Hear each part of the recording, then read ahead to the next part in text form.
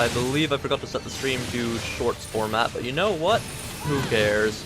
We can enjoy it as a full screen on YouTube. We'll just get way less viewers because short streams gets promoted more, and it is a mobile game, so you're gonna get a lot less viewers not in a short format, but at least the viewing experience is, I think, better on YouTube in wide form for anyone who does join, so that'll be nice at least. That's set up, that's set up. Hello to the Twitch chat, Kick chat, Instagram chat, TikTok chat, Twitter chat, and YouTube chat. Welcome everyone. Hello ZRDrain, welcome to stream. Hello to lurkers, welcome to the stream. Everything's set up correctly. We have exactly 5 minutes before the daily reset. While playing AFK Journey, I'm also going to set up a second stream, since it's kind of become a pattern now. I'm going to do, basically, I think, try once a day, do Secret Laboratory until I die. Because usually it'll be 10 minutes or 5 minutes.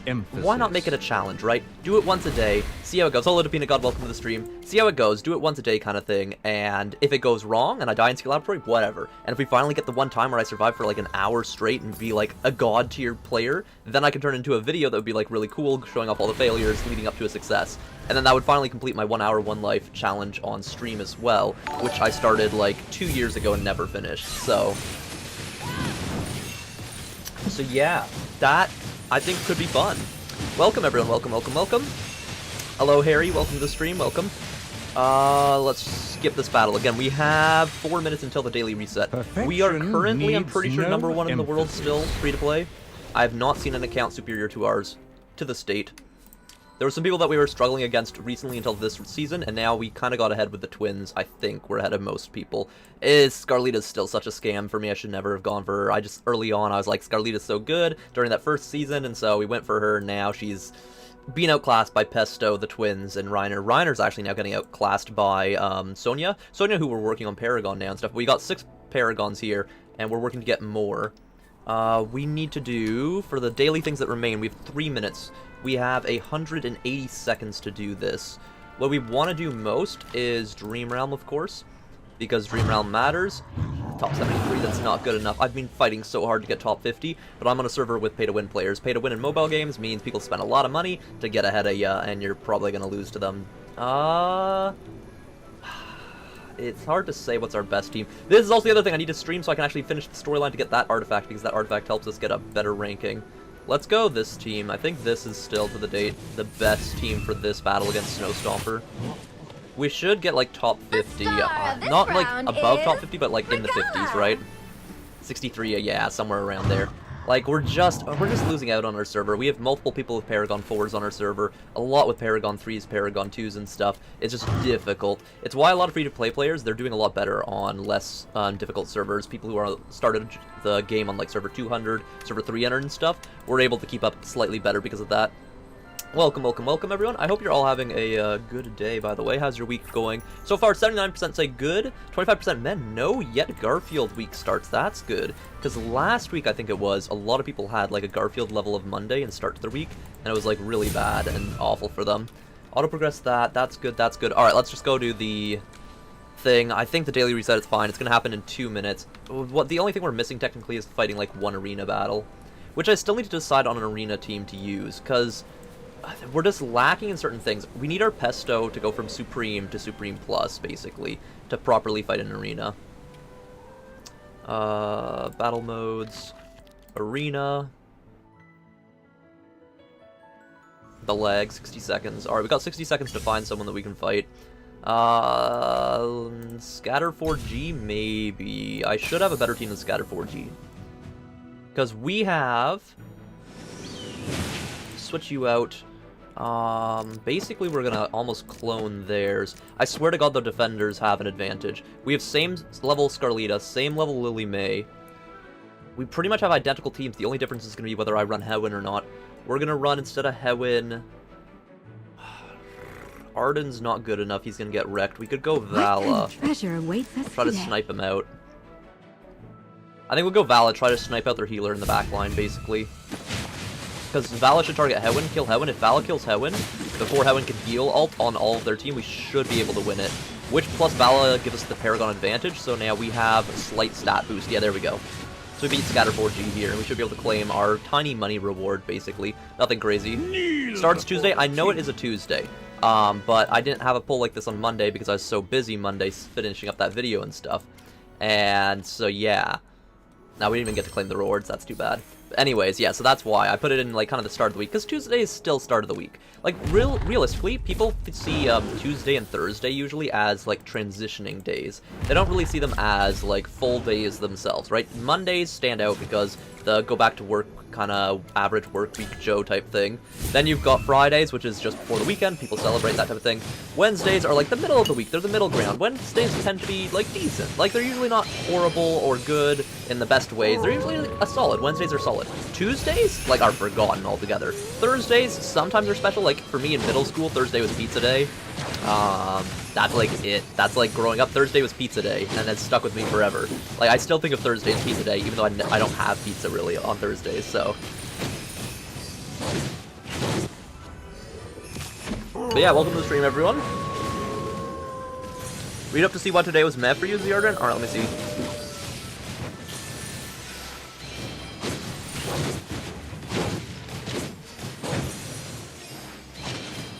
What's gaming weekend? Is it like a real-life gaming event type thing, or like what? Perfection needs no emphasis.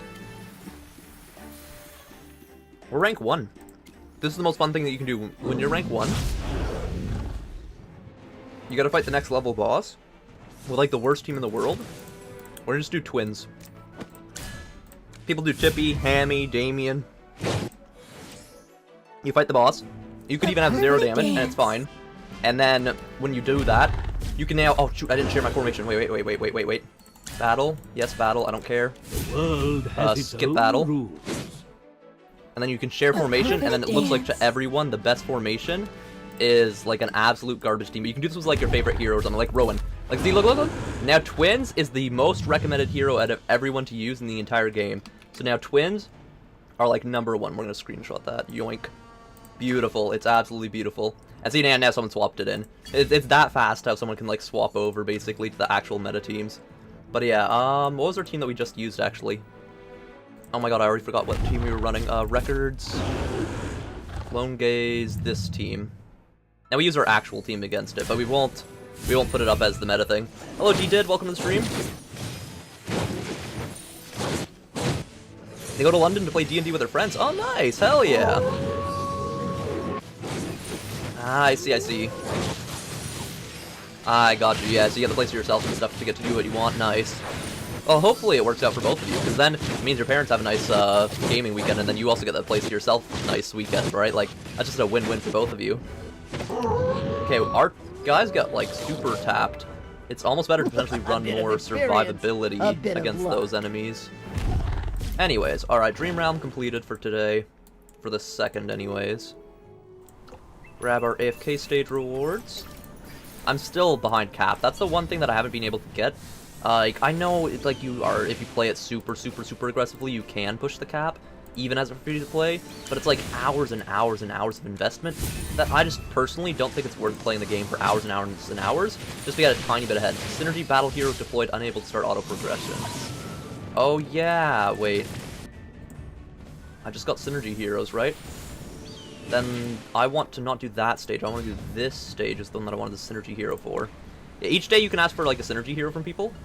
Oh, did it only give it to me for the talent stage? I guess it gave only for the talent stage. But yeah, every day you can ask a synergy hero and it lets your guild basically give you stuff. So that way you can give your friends more PAL coins, as well as give your friends in the guild a guild boost, basically, for more guild coins, your entire guild to progress better. You kind of want to every day do a synergy battle, or even a proxy battle. Proxy battles suck, though. Synergy battle, someone just sends you a hero. Proxy battle, they have to actually complete it to get the rewards for it, which is way worse. I see, that makes sense, the Ardran, that makes sense, yeah. It's sad that we have to actually play out this battle, though. They should win it. They've got Cecia as a 6th hero. We've already lost the Twins and Brian, though. But Brian, to be fair, is kind of dog on my team since he's only a legendary. There we go. We won it. Nice. Okay, now we should be allowed to swap to auto-progress, I believe. Talent trials, records, copy, auto-battle, auto-progress. It's so nice that actually I've got my Tazzy now to Supreme Plus, and her equipment leveled up a few times, and I'm going to continue doing that over time. Hello, playful child. Why is it so cold? Oh, you're back! Yes, indeed, and you're no longer a snowman. Mm-hmm. Well, sort of. That was Yes, Chippy. fast. It was fun making a snowman with you all. The snowball fight was fun too. This is filling I us in came where back the and made timeline is more right now. snowmen. I think I made... Okay, for anyone who missed the last episode, basically, what happened is we entered this town and did all this stuff, right? And then the timeline that we entered got frozen by a Hypogean and set up as her timeline, like the evil god timeline, which then got overwritten by the god of death's timeline, which we then overwrote the god of death and... Actually, no.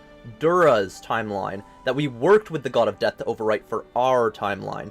So it was Hypogean timeline that was layered by the Dura's timeline, which was reset by the Hypogean, refreezing and setting up the timeline, which then got messed with us in the Death God timeline, which now is set up to our timeline, which is not fully Dura's wishes, and not the bad demon monster's wishes. Because again, I don't think of Dura as like the all-powerful goddess of good and holiness. Like, the Celestials aren't, I feel like, perfect. Like, they're angelic beings and entities and deities, but they're more corruptible like humanity is, I feel like, personally. And like, Hypogeans are like fallen gods or even evil gods, but I don't think they're also pure evil. Like, it's a mix. But anyways, the timeline is really weird right now. But we just saved everyone, basically. How's my day? My day's good. I've been just busy and stuff. You must be tired. Why don't you go home first? Yeah, so you should probably go home after being stuck in a time loop. Yeah, I gotta get back. My mother said she made mushroom soup. I wonder if in the time loop she did make it again and again, like mushroom soup over and over. I assume so, since it was a repeating time loop where they would do the same things over and over, like the same exact actions. I still don't get if the objects got reset backwards or if they unconsciously reset the objects each day themselves. I remember we were planning to go on an adventure. Oh? Yes, Oh yeah, but we Kristoff. haven't prepared the food or equipment yet. Interesting. Let's wait until after the festival. Mm-hmm. So the festival's still happening. Didn't the festival just start? Wait, no, but the festival just ended now. Great! In our You timeline. all are all right. Yep, they're fine, What are you unfrozen. talking about? Wait, I remember you. We had a snowball fight together. Yes. It looks like they've all recovered. Okay, this feels like then the timelines have molded together, because they remember the original timeline, which is the Hypogean takeover Dura timeline, and then they have a mix of the end of that day. So it's a continuation of the original timeline layered by our timeline that we've created, I guess. Yeah, so it's like the first time we came to this town and did everything, continued from the end of the festival, but everyone's been reset to the locations of the start of the festival, I guess, from what it looks like. Did I? So he's already make proposed? A heart on the ice? Yeah, did he propose already or So not? strange. I feel like I've been standing here for ages. My feet are numb. You've been here for like 3 Maybe days I'm now. just 2-3 nervous? days. Don't be nervous. Forget the heart. Just go propose. Oh, come on, Chippy. He should still do his heart Shh. thing. Keep your voice down. Okay, so he hasn't Don't let her proposed hear yet. you. My Kaya is the most beautiful woman in all of Asperia. Wait, did I say this to you before? Yeah, so then the timeline is definitely slightly merged then, since they can remember to some degree what happened previously. Let's go check the ice sculpture. It's unveiled and glowing, like the shrine is lit. So it did. So we basically, it is. The festival is reset to where we finished it off, but the people themselves, because they were stuck in the time loop, are reset to where they were at the beginning of the festival, but now at the end of the festival in actuality. Falca, you're here. Yeah, this is a statue of her. Companions doing? Thank you for your concern. A handful of them detect the changes in history, while the majority of them are in a state of confusion. That makes sense. Perhaps this is their destiny. Yet, I believe they will all take heart in having vanquished such a formidable foe. Indeed. I wonder, since she now not slayed exactly, or slew, she entrapped Cryonea with our powers and our help and the God of Death's Sword of Death. Now, is the army that was turned into undead, are most of them no longer evil undead? Maybe they've all passed on, since their purpose for existing and staying there to fight the Hypogean is now complete. Kind of like in Lord of the Rings, where the ghosts, when their thing is completed, then they are able to pass on. Potentially that's where it's at now. What brings you here? It may seem a bit absurd, but I wish to behold my past self. Makes sense, fair enough. It's kind I've of like a never past set grave. foot here throughout these many years. Really? I've never looked the statue in the eye, nor could I face the respect bestowed by others. I guess that makes sense, because to her, she felt like she was a false hero, because she hadn't actually defeated the big bad. But now she has, so now she can respect herself, I guess? They Has called the me a self-respect for it? hero. What a heavy title to bear. I deemed myself unequal to what history has made me. And thus, Before Valka becomes I've an spent addable 2 hero, yeah. millennia like She this. just got added to the game, actually. You can now summon her and stuff. However, a couple days ago. because of you, all has changed. Why is Freya's a thirst trap? It's just always. They have, in every game, mobile-wise, the successful games have thirst traps always. I'm honored to fight by your It was my side. honor as well. I have at last proven worthy of the title and the honor the people have shown me. Henceforth, I vow to uphold their trust until the end of days. Indeed. Okay, so that should complete that. Yeah, there we go. Shattered the loop completely. Now we get the reward for it, right? Unfinished chapter. What was that, starting a new chapter? Quest complete, there we go, this is what we needed. We need the Frost Call Echo, because the Frost Call Echo is used in a couple formations that we haven't had yet, because I wanted to save the story for a stream rather than do it off camera. And so we've been behind on this specific artifact, basically. And just keep leveling it up, just level up spam. We do need to grind a little bit of tower to level that up to level 19 like the rest of them. So we do need to do a little bit of tower grinding, but that's fine. 'Tis acceptable. Okay, so now we have, after everything, we have a decent number of side quests. Interesting. Unfinished, World Before You, and Trust the Process. You get a frickin' towel one? Ah, the spa. You know what? Let's do Trust the Process first. I feel like that's what the game's trying to point us towards, is this one. So we'll start with this one. Hello, Ethan. Welcome to the stream. You're late, yeah. Hello, Rhea. Hello, Wolf. Climber Clamber.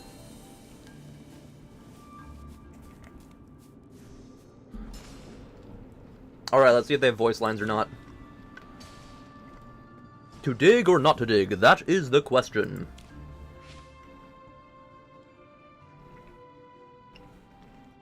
Okay, of course, no voice lines now that we're done the main story. Alright. Boar. I'm right here. You don't need to yell in my ear. This is the official procedure. I need to make sure you're listening to me first. Should we check the other ice mining locations? No, we cannot leave the area if an incident occurs. That's also a part of the official procedure. Are you guys in trouble? Yes, a mountain of trouble. We were assigned here to dig for ice for sculpture making, but the ice here is already been mined. Ah, so because they got time looped, they actually... So that's strange though, because the objects got reset through the time loop, but they, during the time loop, mined out the resources of the area. So the only thing that got reset backwards in time during the time loop's flip-flop and the mixing of timelines is like the festival like decorations being set up and taken down, set up and taken down. Versus the resources that people are like mining or farming or shipping goods or foods and stuff, for example, was slowly running out because of the usage happening. They weren't getting regenerated by the magic, to my knowledge, based on this. You didn't tell them the worst part. The ice sculpture is already finished. I was so looking forward to relaxing and sipping some spiced goat milk after our delivery. That does not sound good, but I'm just not a fan of goat milk. But now everything's gone topsy-turvy. Ice sculpture. Yeah, so they think that the festival was still going on, but not. Do you mean the ice sculpture used for the ceremony? That makes sense. Which other one is there? We had improved our production process, optimizing our procedures, and we all set to outdo our past work. But by the time we got there, the ice sculpture was already done. I wonder if they did surpass their past work, though, with that work. Wait, isn't that a good thing? Yeah, your job's done, so you don't need to worry about... but they have pride in their work. Chippy, you can't say that to a dwarf, a craftsman and miner, who works really hard on something and then be like, Oh, the thing that you were looking forward to, well, technically it was your job, so it doesn't matter that much. No, if someone looks forward to their job, they enjoy it and have pride in it. What? No, it isn't okay. What do you mean? This is a huge slip-up. Think about it. Something that wasn't supposed to be done is now done. We have to figure out which part of the process went wrong, or else mistakes may be compounded later. Our construction records are never wrong, and we don't have a written record of completed ice sculpture. People's memories are unreliable, so we must trust the paperwork. True. Like, if the paper trail isn't there, then it's a mess.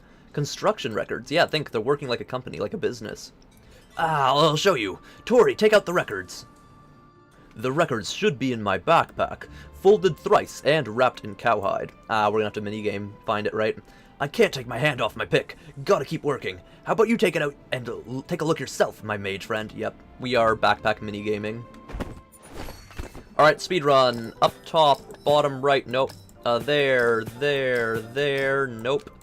There. Boom, done. Easy. So this is the construction record. We found it, alright. The construction log. Month blank, day blank, hour blank. Metal, support frame, progress ongoing. Month blank, day blank, hour blank. Area A14 luminite mining. Progress ongoing. Month blank, day blank, hour blank. Area B, TSO2 delivery. Progress completed. Month blank, day blank, hour blank. Metal support frame progress. Pending. Month blank, day blank, hour blank. Sculpting process. Progress pending. Month blank, day blank, hour blank. Delivery to the ceremony site. Progress pending. They are so confused with these. Okay, the point of writing a record is so that you have notes that are legible and understandable of what happened or what to do or what to follow or what to, like, investigate. This is not helpful when you don't have the dates and you have a confusing question on what the progress is. This record is followed by a detailed list of personnel assignments, workflow, protocols, and safety regulations for each job, represented in such a clear and standardized format that it could practically knock someone out with its thoroughness. So it's really thorough saying what everyone's doing and what they are assigned to do, but not how they did it, basically. Interesting. It contradicts their process. You saw that the ice sculpture's already been put up, meaning that the carving's all done, but we're still in the middle of harvesting the ice. But how is this possible? What went wrong? How could there be such a huge hole in our records? Magic is hard to explain. So what if there is magic? Magic can't bypass our rules and Yeah, it can, bro. That's the whole point of magic, is it's an external, eternal power that shapes reality or bends reality to its will, to a degree. There's no need to be such a stickler for the rules. It's their job. Since the job is done, can you just fill in what happened on the official record? That, again, doesn't help them a lot. Ha! That's ridiculous! Listen, we have our own regulations. Slips in the process are way more embarrassing than leaving a job or two unfinished. Oh, really? The dwarves I know aren't as inflexible as you are. Is that so? Have you met any dwarves like that, Tori? Nope. That's like saying people don't like spiced goat milk. Hey, I don't. It's true. We know a dwarf named Hugin. He loves inventing new things and doesn't care much for keeping to some old rules and doing the same thing over and over. That's true, but Hugin also has a very strict set of rules that he does follow. He just likes experimenting with things. Wait, did you say Hugin? Do you mean Hugin, the master planner? No way! This whole process line, or production line, was planned by him. Oh, do you know him? Of course! Everyone from my senior engineers to junior apprentices knows about Hugin. He even made the designs for the neighborhood we live in. Really? From this town? But he lives in Rustport. That's crazy. Are you saying that this whole set of procedures was formulated by Hugin? Yeah, we wouldn't lie about something like this. Okay, don't move. Let's have all the work stop for now. We'll go find Hugin and get some answers. Well, if it's an order for work stoppage, there needs to be a formal notice signed by both the construction team leader and a safety inspector. Alright, we got it. We'll go find Hugin first. You guys can just do something that follows the official procedures. Yeah. You don't need to tell us that. We just want to do a good job without disrupting the process. You know? However, if something unexpected happens, it's gotta be resolved. And thanks for the help. Say hello to Hugin for us. Alright, makes sense. Chippy can't understand guys like that? It makes sense to me, dude. They're just doing their job. They're following the procedure that they've done for years. They're very proud and prideful in their work. They want to get the job done right, especially with the consistency that they've done it in the past. Like, they just don't want to mess things up. Hello, Lefty Anomaly. Welcome to the stream. Welcome, welcome. We'll do a Secret Laboratory after this stream. Like, we're gonna get through the storyline stuff here, and then we'll do Secret Laboratory until I die, and then we'll, then I'll go back to editing and other stuff. But yeah, welcome, welcome. Ha! Magister, what brings you here today? Don't mind us. What are you doing here, Hugin? Oh, just checking the craftsmanship of this sculpture. You know the Cedar Town's been acting mighty strange lately, right? Some say the festival's over, others swear it hasn't even begun. Everyone is addled as a rock gnome on a bender. This here sculpture is definitely the work of my brethren and I. It couldn't be from any other hands, yet if we carved such a splendid creation, how is it that we don't remember it? It's just as well you all came. I could do with a mage's keen eye to shed light on the mystery of this carving. Yes, indeed, we know exactly what happened. We kind of took over the timeline from a god and a demonic entity, actually multiple demonic entities, and technically multiple gods too, since the god of death is technically titled as a god. What's wrong with it? Magister even helped to make the Ignis core. That is true, I did. Yeah, but I suspect the sculpture wasn't made according to official procedures. Can the quality be assured when the official steps were skipped? Were the best materials used? Are there any flaws in the sculpture's work? Was it erected according to our specifications? What if it collapsed and leads to an accident? True, but it's fine. The festival's already over, and it looks pretty stable to me. Ah, now we understand. Not following the official procedures is taboo in engineering. When you're working on a job that's set for you, yes. If you're experimenting, creating something new, no. Though there are rules of safety to not, like, blow yourself up by engineering yourself a nuclear weapon or something, right? So please use your magic to see if the fire inside shows any signs of leaking or dying. I guess that's also true. We lit an eternal flame in it. We want to check and see if the flame is working properly, as intended. I've already checked everything except the magic part, but since you're here, nothing should escape Magister's eyes when it comes to enchantments. Yet somehow, I keep getting freaking tricked by every magic illusionist that comes across. Whether it's an animal thing creating illusions to stop me from going a direction or go in a specific direction, or it's some evil demonic entity that's trying to trick me into believing that it's not who it says. No, trick me into believing it's something that it says it is but isn't in actuality. Like, it's a mess. Since you say it like that... Ha ha ha! This sculpture represents the living will of the people of Cedar Town. We're the ones who crafted it, so we've got to shoulder the responsibility. Doing more inspections won't hurt. Alright, let me inspect it. Tippy-tap, tippy-tap. Oh yeah, seems like it's fine. Perfect magic, perfect craftsmanship, everything's good. It's like being a fake plumber or something. Like, you go and be like, oh, let me inspect the pipes. Tap it with your wrench, and then go, oh yeah, everything's good, you're good. Alright, let's continue and move on. So what's the situation with the ice sculpture, Magister? It's perfect.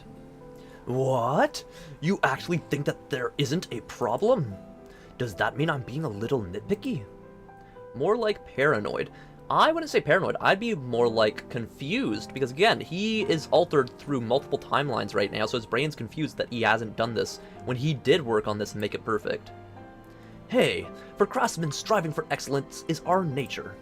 Sculptures, unlike our other handiwork, need to be out in the field, enduring the elements. There might not be any issues now, but if they aren't made by the proper methods, problems will arise over time. It is an ice sculpture, to be fair. Is it not gonna melt eventually and come down eventually? Does it have to... Is it supposed to, like, stay up and be erect for the entire year until the next festival? But they do a new one each year. Like, it has to melt at some point. I guess maybe they're like, it has to stay erect for, like, the month or two of, like, the winter season, I guess? But isn't this ice sculpture remade every year? Yeah, exactly, for the festival, exactly. I'm not talking about this one ice sculpture. I'm talking about the whole process of it all. Oh, okay, so you're saying we must keep to the process, so that way future productions of things don't get messed up, okay. Yeah, new precedents may question these regulations and rules, but when a project is built from the ground up, adhering to the standard procedures, and it's presented without a hitch before the deadline, that feeling of accomplishment is indescribable, like a flawless victory after an endless struggle. Every craftsman in the world is always striving to push their skills to the brink of their abilities just to taste that sweet sensation of triumph once more. The best mages also feel the same way about magic, yes. So what are you going to do with the ice sculpture? After both Magister and I did our inspections, it's good enough to meet our standards. However, the rest of the production process needs to be evaluated. The sculpture was crafted inexplicably, and now many of my brethren are shocked and confused. Do you all want to tag along and take a look? I honestly do not care at all. Oh, Chippy wants to go. Dude, I do not care about your sculpture crafting process. The ice sculpture was halfway done when we helped earlier. Chippy wants to see how it's made from scratch. I do not care, bro. Can we, Magister? It's like a child asking to do some stupid, like, arts and crafts thing, and you're like, man... Such terrible options. Yes, of course, Chippy, my familiar. I will go do your arts and craft exploration project with you. Ha! So we have a few curious apprentices on our hands. Yeah, totally, haha. Alright, let's go where we are gathering the raw materials. The Luminite mine. All the ice for the sculptures and crafting is mined there. We just came from there. Yeah, we literally saw it. Your brethren are unsure if they should continue mining or not, since the ice sculpture has already been completed. I understand. Let's go to the cave together. Alright, to the cave we go. Wow. Art hurts your fingers? Oh no, Peanut. Yeah, it's always good to bring a coat if you're going outside in Canadian weather. Oh, especially late at night. Bruh, the cold. The eternal cold. There are miners here also. But there's no need to mine anymore. Alright, let's see what's going on here. Are you here to check on our progress? Well, we have no time. We're far behind schedule. Oh? The plan has changed. What? No one notified us. No official order was passed down to us. If there's no written notice, everything will continue from the original design plan. Calm down. I think the production is still within the scope of our original designs. Besides, the Magister here can help improve our work productivity, so there's nothing to worry about. Who? Him? But he looks so frail and weak. Okay, let me show you what I can do. Ah, just you watch. Sometimes you need outside help to get things done. If you want everything to be on schedule, please, Magister, use your magic to help him. Yeah, we may not look like the strongest, but we do a lot of rock climbing in this game. Like, our character has some crazy grip strength, upper body strength, and just in general is pretty damn fit, like, overall. Ah, yes, card minigame. Yeah, this shows our magical prowess and strength for sure. Like, far superior to everything else. A clicking card game. Bam, bam, Century Quest. Oh, look at that. Perfect scores all around. And complete. Let's go. By Death's Beard, the whole problem was fixed with just a flick of your wrist. That's magic for you. Magic is amazing. If it could be included in the mining process... Well, yeah, again, if magic actually existed in our world, which, who knows, maybe we'll get physics to the point where it kind of does, it would literally not just be used for, like, big fights and battles and cool things. It would be used, like, how in Harry Potter, like, the Weasleys do it, washing the dishes, organizing furniture, dusting and vacuuming, cooking dinner. Like, people would use magic to do the most mundane tasks to help get it out of the way without having to put all the effort and time in. Like, that's just natural humanity, how we do it. Like, when we have technology to do it for us kind of thing. Like, people are making robot vacuums and things. It's, like, robots, yes, they're super cool and can be doing so many other cool things, and they do those other cool things. But as humans, we also use them to get the manual, menial tasks out of the way. I'm not doing a voice line for Hugin anymore, because Hugin already has a voice actor, and I can't replicate that voice, sadly. Ha! How can you make sure you have a mage on hand every time? Also, Cedar Town has a very limited budget. In the end, it'll still come down to our dedication to craftsmanship, and our immense love of building things. Yeah, you're right. Magic is nice and all, but I still prefer having a hammer in my hands and banging away at one of our latest projects. I mean, I even dreamed of mining these ice blocks, and then carrying them away. It's so strange. In my dreams, I witnessed the entire process of polishing this sculpture, erecting it, and even the lighting ceremony. That's because that was another timeline that's mixed into this timeline as the current timeline. It's a bit of a mess. It wasn't a dream, bro. What are you babbling about? It was a dream. I can tell my dreams from reality, alright? Sure, bro. Anyways, thanks for the help. With this completed, I can go home early and make some snacks for my boy. Alright, nice to you. Hell yeah, trust the process. Man, I don't care about the side quest talking about ice sculpting and stuff, but it is important to the main storyline for the fact that we need to make sure everyone's okay after merging the timelines and messing with the current reality of what the world is right now. Hope that no one's, like, hurt. Ah, dwarf fighting some wolves. Interesting.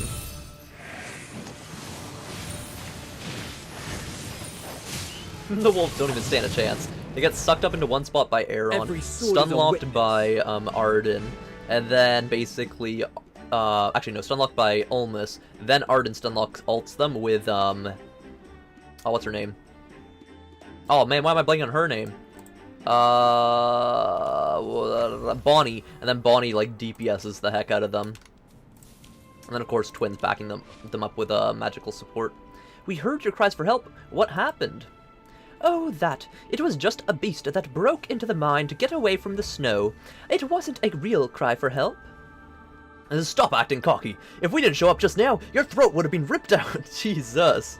Nah, I could have handled it. My pickaxe and hammer are not to be laughed at. Hey, listen up. No matter what happens, safety is our top priority. Emergency response measures are also included in our work manual. Remember that.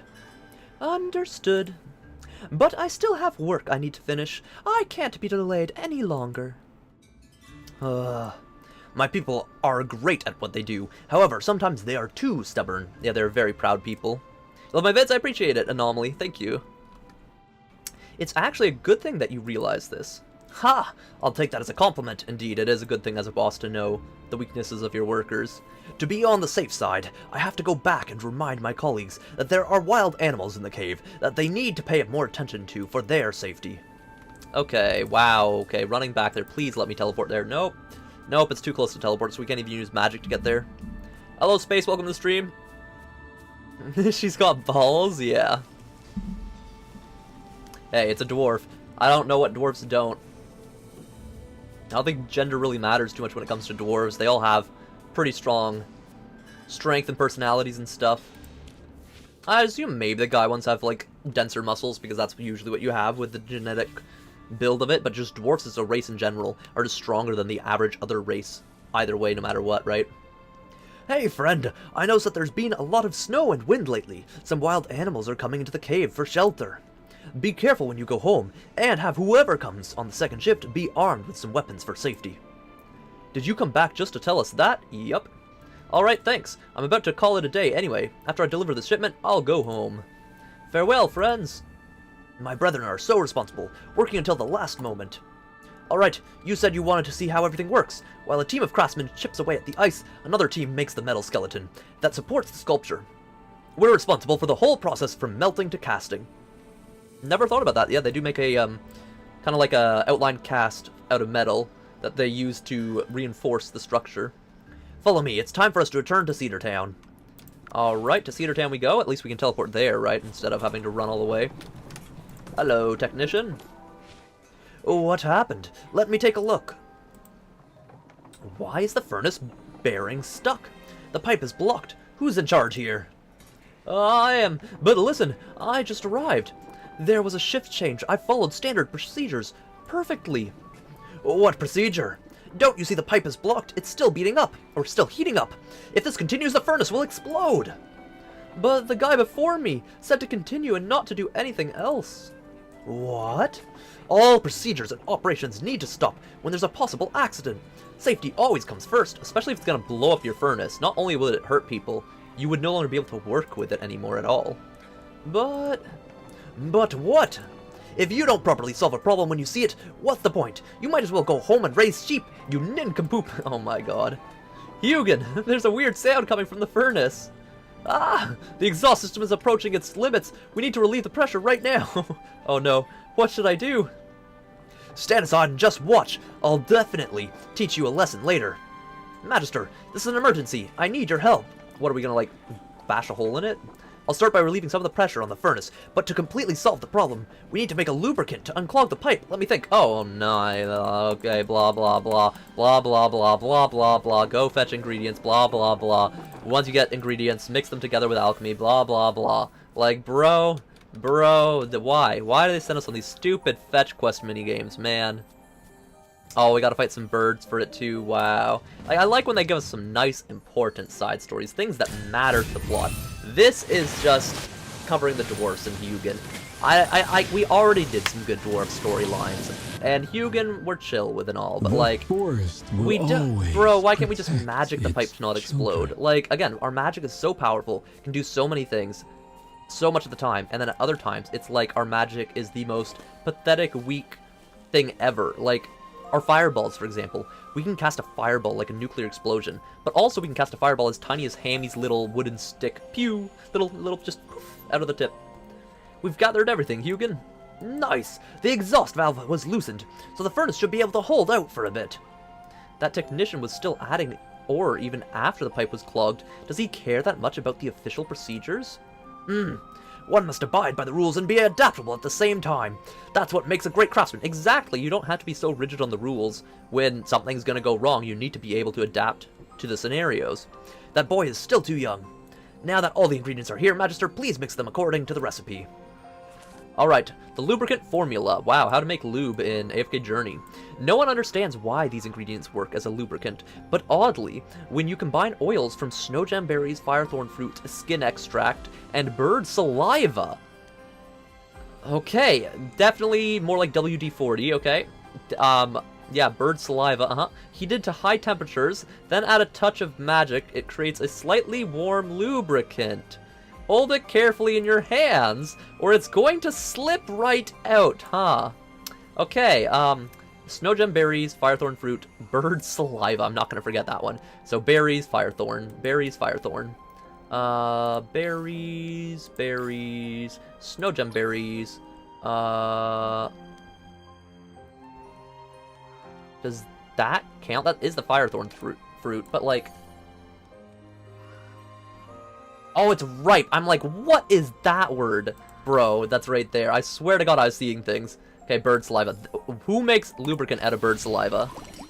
Who makes lubricant out of bird saliva? That's gonna stop a furnace from exploding. Bird saliva. Wow, you made lubricant. A lubricant extracted through high temperature processing. Bird saliva. Okay, I have to Google this. Is that actually a thing? Can you make lubricant from a bird saliva? I swear to God, if this is based on reality. Okay, no. What is bird saliva used for? It's a real thing? Researchers found that bird saliva and other components in swallow nests effectively accelerates the proliferation and the antibody secretion of the cells. In layman's term, bird saliva jumpstarts a body's ability to produce immune system cells that fight disease, boosting overall body health. People extract bird saliva to boost their immune system? Oh, it's a Chinese medicine recipe. Okay, that makes sense. That it's like one of those type of things. Like, it's usually like some sort of like wives like fancy like thing. Didn't even realize birds had saliva? Well, it makes sense, like, for consuming stuff. The thing that birds don't have usually is teeth, right? Like, birds don't have teeth. So how do they crush things, right? They eat little rocks and pebbles that go into their guzzard, is I think what it's called, and those rocks literally grind up the food for them, and then it goes into their stomach and stuff. Like, it's literally, like, a crazy thing. Like, I've watched seagulls eat pebbles to then go and eat other food, because then it grinds up the food and then it's good. You gotta go soon? Alright, Zardra, no worries whenever you have to go. Don't worry at all. Hello, Addison, welcome to the stream. Yes, the lubricant is ready. Wonderful. Let's hurry back before that kid makes another mess we need to clean up. Nah, that is... No, why are you wording it like that, bro? When we're doing a lube quest. Like... Just no, please. Why? Why does this quest exist? Like, what are we accomplishing here? What are we achieving? We're back. Like, we're the Magister, the most powerful mage in all the lands. We should be doing better stuff. You didn't do anything, did you? In times like this, the work manual is useless. No, I listened to you. I stood here all this time. I didn't even move a muscle. When I said not to move a single thing until we get back, I didn't mean you. Yeah, you're standing right next to something that's gonna explode soon. Alright, go wash up. After I unclog the pipe, it's gonna be a lot of physical labor. So cheer up. You're gonna take charge until the end of your shift. Yes, sir. Alrighty. Hugin pours the lubricant into the pipe. Moments later. We're lubing up a pipe. Nice. The pipe is flowing nicely again. The furnace should be fine now. Holy hammer! After that pipe was cleared, the furnace heated up so quickly. You sure know a lot about this. Well, of course you need your pipe. Oh my god, okay. Of course, I made this furnace. We did, damn. You do know that taking care of a furnace requires a different focus than its operation? Try not to confuse those two. No, I ain't confused. It's just the maintenance procedures are a little too complicated. I can't remember them all. No one taught me during the training or during the shift change. Oh, okay, yeah, so it's a newbie that needs to be taught the things, yeah. You gotta educate in the working sector, otherwise mistakes will happen that cause massive losses. Thunder and ashes! Thinking that upkeep is trivial and rushing through a task are mistakes that any craftsman must overcome. That's an old saying. Sharpening the axe delays not the chopping of the wood. That's an actual real thing. They did a test, basically, where one guy would just go out every day and just chop as much wood as he could, as fast as possible, just non-stop. While another guy would go and chop as much wood as he could as well, but then would take like an hour-long break to sharpen his axe and like rest his muscles, and then go back to chopping as much wood as possible. And the guy that was chopping wood for an extra hour versus the guy that took an hour to sharpen his axe chopped way less wood. Like, the sharpening axe guy chopped way more than the non-sharpening axe guy. Because not only did he rest his muscles to be able to go at it full force again and take, like, a break to, like, eat and stuff, the sharpening of the axe made it way easier to chop the wood, versus the other axe dulled and slowly became worse and worse at chopping wood. Like, not only do you have to be good at your job and focused on it, you need to make sure your tools are up to date or constantly being worked on to be able to completely use on a job to the max potential from them, right? Same thing with why, like, you update apps and softwares all the time. Like, if you just stay using the same old tool forever, it doesn't matter how good you get at that tool, eventually you will be outpaced or outdone by someone who is upkeeping their tools and updating their stuff and trying new things and experimenting and experiencing new ways of fixing something up, basically. The old maintenance procedures are a bit complicated. I've revised it. Here, I wrote everything down. Again, yeah, see, you maintain it, and then also make things new that are better and easier to do. Take it and make some copies. Have everyone take a look and optimize future procedures from this. Yes, I'll do just that. I didn't expect you to simplify the process. Well, no matter how detailed the procedures are written, they're useless if new apprentices can't read them, especially when some of these novices are disinclined to use their noggins. I've rarely heard disinclined used, but it's actually a word I do hear used sometimes. Alright, ZRJN, have a good night. Take care, take care. True, yeah. Space for Germany, yeah. Exactly. The process must serve the outcome. Forget the process, just do it right now. How long did you stay in Cedar Town before? Yeah, let's learn more about that. Just a short while before. I can't recall exactly how many years. See, even the work manual they're using here is still the first edition. If I stayed here longer, I'd have written a dozen more editions. That's true. And again, why you need people to be constantly innovating. You need innovators. Well, I agree with what Hugin said earlier. Having a good set of standard procedures is important, but it also makes sense to get people up to speed faster. Truth be told, I'm a little worried about the next line of production. I can't fathom what mischief the new apprentices might brew in the days ahead. Indeed. The carving happens to the end of the Artisan Avenue. We go over here. Okay, what are we doing more now? How is this questline still going? Strange. This set of tools isn't complete. The bevel knife is missing. I guess what they did with these side quests after you beat the main storyline is they're trying to give you time dumps. So that people that are being like, oh, the game's dry, there's not enough content, I finished the main story too fast, and then they have these side quests that just drag out for like an hour to be like, here's your content, spend an hour going through this random menial side task. I was like actually reading through them to have the full experience of the lore and the story and the world building that is there, right? Maybe it was placed somewhere else. Alright, yeah, we're skipping past these dialogue lines at least, though. Because this is just talking about it. It's Danica. Plus this knife even has a name. It's Danica. So he's a new tool. Yeah, a new name has appeared. Leaving tools lying around is an abomination. The owner needs a good talking to. What's going on? What's with all the ruckus here? I'm making all the ruckus. How are you going to get the details of the sculpture without a full set of tools? Oh, Master Hugin. I'm sorry. I didn't see you there. Don't try to be polite with me. I don't know anyone who would leave their tools just lying around. And what's that smell? Have you been drinking? I just went to the tavern and had a few brews. Well, you smell terrible. You know what? You can't work on these masterpieces when you're under the influence. I would disagree. Some artists are like crazy good working under the influence. They even use working under the influence as a way to be creative and stuff. So I guess if it's precision work, of course, you don't want to be, and sculpting precision work makes sense. But if it's a creative sculpture and it's him in charge of it, not like a thing that relies on someone like using it well, like it's like an art piece, then I think it's fine to be under the influence while working on it. But if it is like an architectural sound thing, like maybe you're building a pillar or something for a building or a main support, or a door, or anything that's like usable, that you need to be made well and high quality, then yeah, of course, don't do it under the influence. You're not allowed to do any more work until you sober up. Go dunk yourself in a tub of ice water. I want you awake and alert. Apologies, Master Hugin. Been a few years since I was last here. I can't believe how much the quality of craftsmen on Artisan Avenue has nosedived. Yeah, especially if it's called Artisan Avenue, and yet they're that bad now. It's crazy. What should we do next?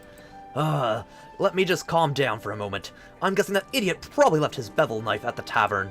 Most likely. It's an irreplaceable tool for any craftsman. It must be retrieved. Alright, let's go to the tavern. Damn! Again, this must be a time sync side quest that they created for people that finished the main storyline and were, like, really wanting more stuff. The Skyrim moment? Yeah, so it seems. This knife is kinda weird. Hello. Hey, young fella! Did you find that bevel knife in the tavern? Okay, when they said knife, I didn't think they meant toothpick, or, like, a pen. You call that a knife? That is like the size of my thumb. Like the blade is not even the size of my thumb. It's like the size of a fingernail. Like, let me Google what a bevel knife does. What does a bevel knife do? Bevel knife. Precise cutting tasks such as filleting a fish or making clean cuts through tougher ingredients like carrots or slicing through hard cheese. Interesting. I swear they're usually still bigger than that, though. I guess this is like a small one for very, very precise precision cuts. I know a box cutter's small, but even a box cutter knife, I swear, is bigger than that. Like, that looks tiny, tiny. Like, that's really small. Like, if you're like sculpting like a little wooden sculpture or something, then you do need like a really, really small knife. Bevel knife? I thought it was a knife for skinning. The shape is a bit weird. Skinning? What kind of skinning knives do you have, bro? If you look closely at the blade of the knife, you'll see that it's raised differently. It's designed for carving and sculpting at different angles. If you use it to skin an animal, the blade will be damaged and the skin on the fur will lacerate. Interesting. Hey, I'm the one that found it. What I do with it is my business. I think this knife is fine for skinning a few rabbits. Gah! Gah! You youngsters are always breaking the rules. How can a bevel knife be used to skin animals? Well, because he just doesn't know better, bro. Like, you shouldn't be getting mad at someone who's just... Okay. It doesn't help getting mad at someone who's an idiot, or someone who doesn't know something. It's better just to educate them, or just give up on them, honestly. When it's stupid people that you're never going to see again, just give up on them and leave it be. Yeah, my father does the hunting. Of course. I knew it. You don't hunt yourself, so you can't grasp the frustration when all your hard work gets spoiled by someone else. That's true. Imagine hunting, catching a bunch of rabbits, and then the person helping you out, like your son, for example, then skins them improperly and ruins the product that you caught. And ruins, like, the skins. Like, that'd be awful. For you, this knife can be used however you want, but for a sculptor, it's a very important tool. My people have been working with Danica for centuries. She's like our own flesh and blood, so it is a special knife, not just that one guy's knife. But then why does he have a name for it if he lets someone else use it who's incompetent? Like, that's crazy. Changing partners now, before the job's done, will wreak havoc on our final product. Who is Danica? That bevel knife in your hand! You used it for centuries? And you have a name for it? He's gonna be like, wow, this must be an expensive heirloom knife. Give me some money for it. Danica is still a young, spirited girl. She's just unhappy to be in your hands right now. This knife has a girl's name. Either I'm going crazy or you really are crazy. Hugin's a little crazy, yeah. But that's part of what makes him a genius. Like, there's a lot of crazy geniuses out there. I want nothing to do with the weird old knife. Here, take it back. Alright, fair enough. Yay, we got the knife back. If this set of tools is centuries old, Hugin must be even older. Oh, that's a long time. I was too busy admiring Danica. What are you talking about? Oh, I just gave her a good oil down too. Anyway, let's escort this beautiful girl home. Again, why does he have a name for a knife that's someone else's? Like, if it's passed down and stuff, again, why is he passing it down to someone who's incompetent? There's 2 guys here. What if I talk to this guy instead of this guy? Mr. Mage, I've been looking for you. I think that's a different quest line. Let's finish this one first. Master Hugin, I'm awake and alert. You're darn lucky that we found your bevel knife. Yes, Master Hugin, I'm awake and alert now. Really? Seems to me like you still have a long way to go. Take care of Danica. She was upset when you lost her, or lost your way. She loved being held by you. She said your hands were once oh my god, clean and steady. The real hands of a craftsman. She said, but then you started going into the tavern. Oh, the horrors of going into the tavern. Your punishment is 5 more pints? That's crazy. Admit your mistake to Hugo? Nah, spend less time at the tavern, bro. I'll try to restrain myself. Yes, I understand now. So you start by melting the ice blocks on the Artisan Avenue, then you move to the processing area to shape and carve the ice sculpture. So how is the ice sculpture transported to the lighting ceremony? It's huge. I thought, yeah, they'd sculpt it on site. Like, they'd just bring the giant ice block there with the metal framing for it, and then sculpt it around that. To make the deadline, we craft the finished product in sections before joining him. Once a part's ready, it's shipped to where the sculpture is to be erected. Once all pieces arrive, it's time to put the whole thing together. Interesting. I did not expect that at all. What about the transport team? When do they arrive? They should have left as planned, and should be here soon. Then you're about to be late. Is their transportation route still the same as before? No, the transport team said they found a better route and improved this transportation process. They're now taking the riverfront route on the south side of Cedartown. They'll be coming over that bridge on the southwest side. Southern riverfront route. That's the long way. Really? Taking the mountain road on the east side and crossing the flower fields is the shortest distance. I've combed over all procedures, processes, and routes. Each has its own problems. I hope that the transport team knows that they're doing with this improvement of theirs. Maybe a new road was erected since he's been here last. This seemed to be the last part of the operation. Needs to be checked. Alright, let's go check on this operation part. Sure. Let me guess, they're like stuck up by bandits or something, or broken bridge, or what? There they are, hello! Ah, you all made it in time! I'm curious to know what prompted you to alter the route on the original plan. Oh, hey, Master Hugin. Weren't you checking on the ice sculpture earlier? What are you doing here? I'm making my rounds across all parts of the operation and inspecting the production lines. The work ethic and the way the procedures are handled were downright disaster. Anyway, back to my question. Among all your team was the only one who strayed from the original plan and altered the transport route. I'm curious, why did you do that? Oh yeah, it's because one of our earlier trips we noticed that the temperature in White Ridge has warmed up compared to decades past, so the river isn't fully frozen anymore. Delivery can be made much more efficient if it's done by ship. Of course, we've tested this route many times over already. Our test reports have been compiled and filed and are fully compliant with the project. Ahaha! That was a very good idea. Exactly, finally, someone who innovated. Yep, innovation. Really? We were so worried that you wouldn't approve of our modification. Had it been me before, I might have been resistant to the idea, but through this inspection, I've come to understand a few things. Merely adhering to procedures is empty. Design and creation are about ceaselessly learning, refining, and enhancing. Yeah, exactly. The greatest inventions in the world are shaped by small, ingenious steps. Exactly, and people putting it a step forward basically every time. If this route proves efficient and makes sense, then don't hesitate to forge ahead. The guidelines I've left behind are a few years old, and it's high time we make some tweaks to keep up to date. Exactly, especially if it's been that long. Like, he talked about centuries of his tool being used for. So Hugin might be like an old dwarf. Like, I thought he was old, like maybe 100 years, 200 years. He's talking like he's like a 400-year-old dwarf or a 500-year-old dwarf. Alright, everyone, keep up. We still need to get to our final destination. Yes, sir. I didn't expect you to say that, Hugin. I did. Well, in fact, as far back as Rustport, working with the Magister made me realize that listening to others is the first step to progress. Getting other ideas and opinions is always good. Almost always good. Some people are stupid and idiots and you shouldn't listen to them at all. But hearing their opinion isn't always a bad thing. Because sometimes it's good to listen to the stupid opinion, just to have an idea way outside the box, and then also just to see what not to do. Speaking of which, all of these procedures, mining ice blocks, manuals for melting down ice, and our transport routes, I developed them 90 years ago. Holy! I think it's time to update them. Yeah, I agree, bro. I reckon I need to go back now to have a good talk with Haldor and the others. Oh yeah, I'd also call in a few smart youngsters as well. Good. 90 years ago, yup. How old are you exactly? Ah, I'm taking that secret to my grave. He's like 400 years old, 100%. 100% he's like 400 years old. Alright, nice. We got that dumb quest line out of the way. Thank God. Oh my god, the blank chat bug, bruh. Dude, the poor people that suffer through it. I hate it when it happens to me. Ooh, 150, nice. I need more of those. More of the 150 diamonds, please. Yes, yes, 150 diamonds are much, much better. Far superior.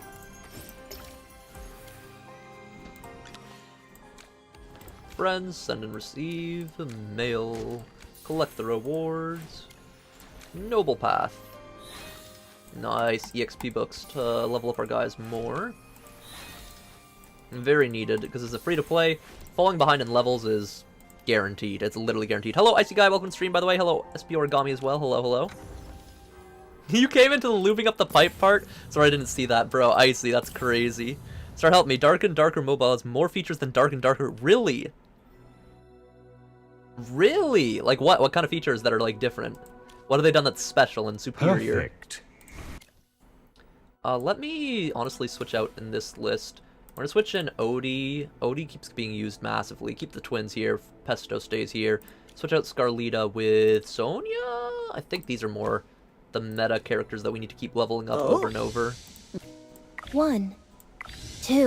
Yes.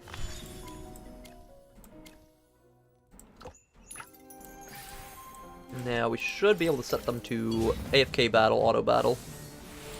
Records, copy, auto battle, auto progress. Should be fine to do that for a while. What do we got on the quest lines? We've got World Before You and Talk to Haldor. Alright. World Before You, let's do that one. Alright, Space, I appreciate it. Take care, and have a good night. Sleep well, sleep well. Let's actually also summon in the tavern real quick. Emporium. Emporium, open. There we go. Guild store, always purchase this invite letter. 100% of the time. Season store, we're just saving for now, waiting for the other characters to get released here. Bonnie especially, like come on, release Bonnie there already.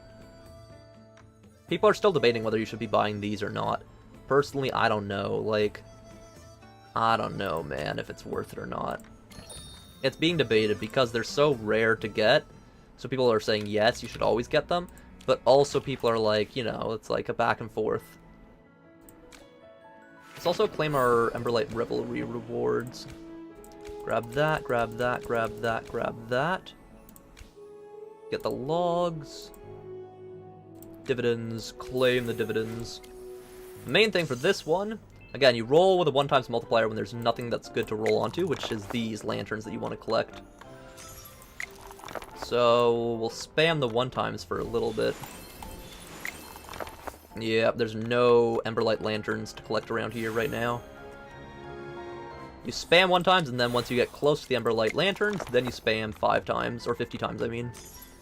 So here's where you could start rolling 50 times, since there's a chance you can land on that. Sure, there's a chance you land on the danger space and lose money, but like, it's worth it. 8? That's 1 off, I think.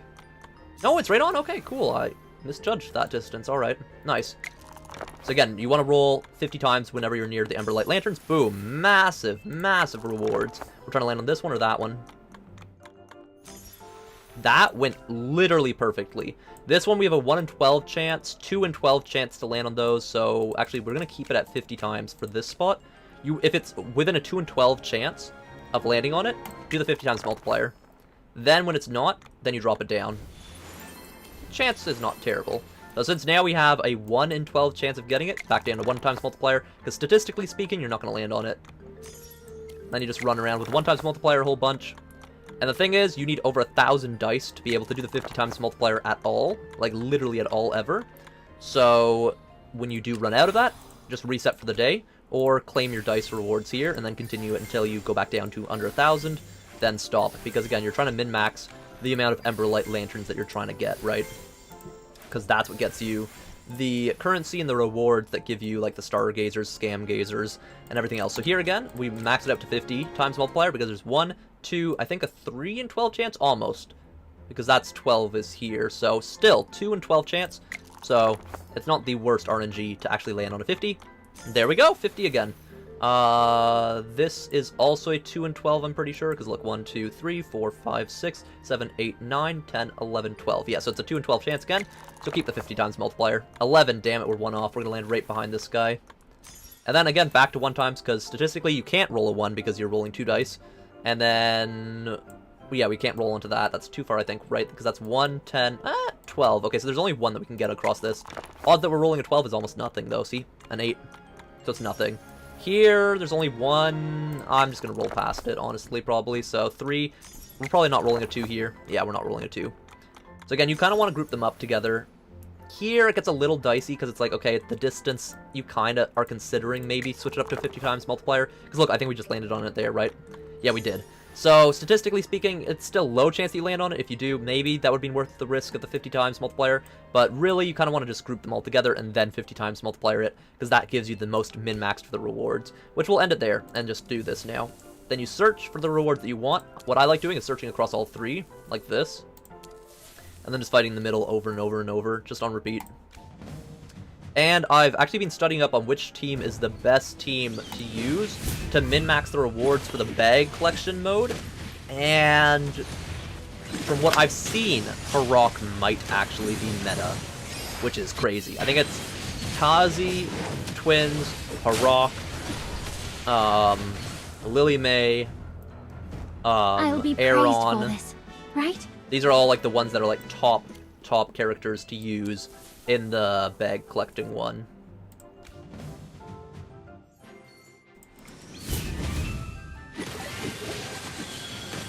Let me actually pull up the guide for it to get the exact team that's supposedly the best team for the Emberlight Satchel. Get the min-maxed amount of currency to get your purchases up to the maximum possible. So search that and scroll down. I'll check out your chats in a second, Origami. Give me a second. See, there we go. Advanced Lucky Satchel. This one. The best team currently hypothesized by the Reddit people sharing their different teams. Current best team is... Someone got 440. Someone else was getting 450. Where's the 450? Okay, there we go. This person ran... Taline's really good on this one. Tazi's really good on this one. That's what I thought. So they do Taline. They do up the battlefield. Sonia and Bonnie. Okay, Sonia's also good. I've been using Sonia in mine. Sonia. I'll allow you to surrender. They've been using Bonnie, which is interesting but makes sense because Bonnie has a heat-seeking attack that automatically targets the enemies. And then this here, Sonia here. And then Lily May, of course, because Lily May just shoots across the battlefield attacking everything. I'll keep them quiet. And then what else is the last one that's being used? Smokey and Mirky. That's one I should have been thinking about, because Smokey and Mirky is AoE damage across the entire field. So that does make sense. So Smokey and Mirky. This is supposedly the 450 team. Alternatively... Tazi go Taline there, Sonia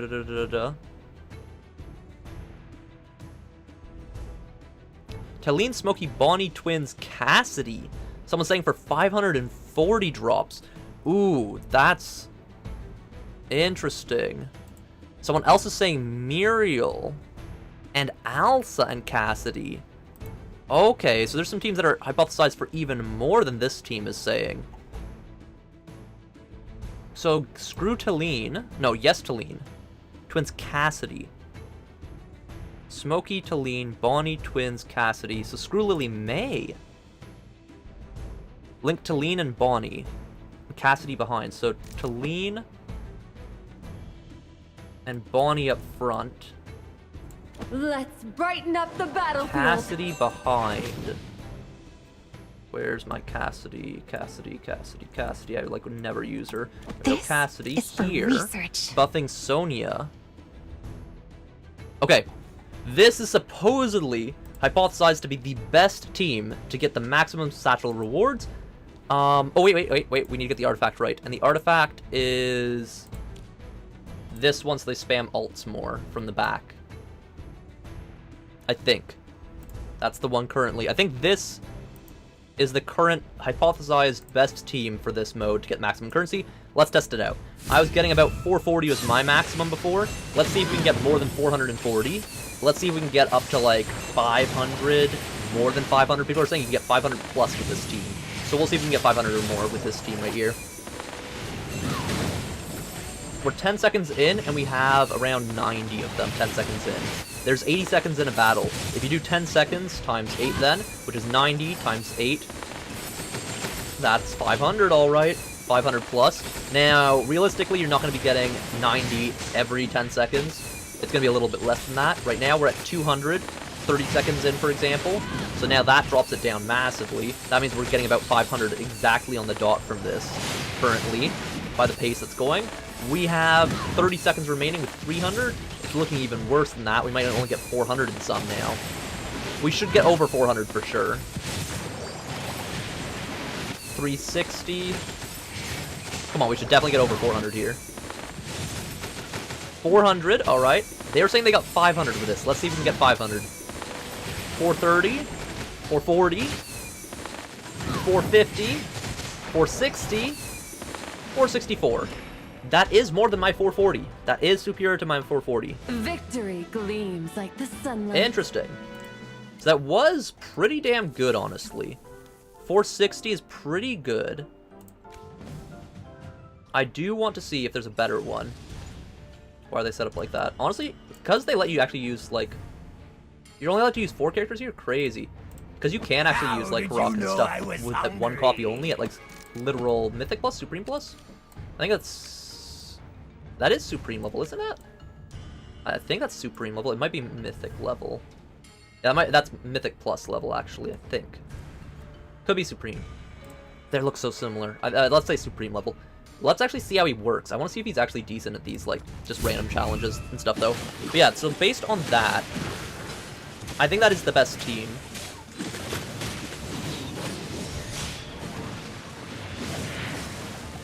This team was horrible. I should not have run the Harok. I should not have run Harok as a meme. I just wanted to try him out, bro. Okay, Harok got absolutely tapped down. Now it's going to cost us to actually retry that. That's crazy. That's crazy. Never again. Get out of here, Harok. Never again, Understood. bro. I'll Never keep them again. quiet. I will never use you again, bro. What we have today? Lily May and Tazi all the way, bro. Lily May, Tazi, Thorin, and Damien to give them the buff heals. Like, bro, I should never have done it. That was awful. Like, these guys can handle it way better. Right? Alright, we can grab one more. Come on, give us another satchel. Nah, too bad. No satchel. I might make a short, actually, on that being, like, the best team currently for fighting it. And then maybe I'll get input feedback from other people being like, oh, I can get more for doing yada yada yada. You do have to keep in mind, RNG is always a factor based on crits, based on placement, based on all of it. And then you have to keep in mind, people have different levels of equipment, different levels of, I think it matters, for Dura's Trials artifact equipment. Maybe, and then I don't know if levels matter at all. It feels like levels don't really matter in this one, since they're all set to 240. But I think the Dura's Trials equipment matters, and then your character equipment matters. And also, if you're above Supreme, Supreme Plus, Paragon, yada yada, that also matters for more.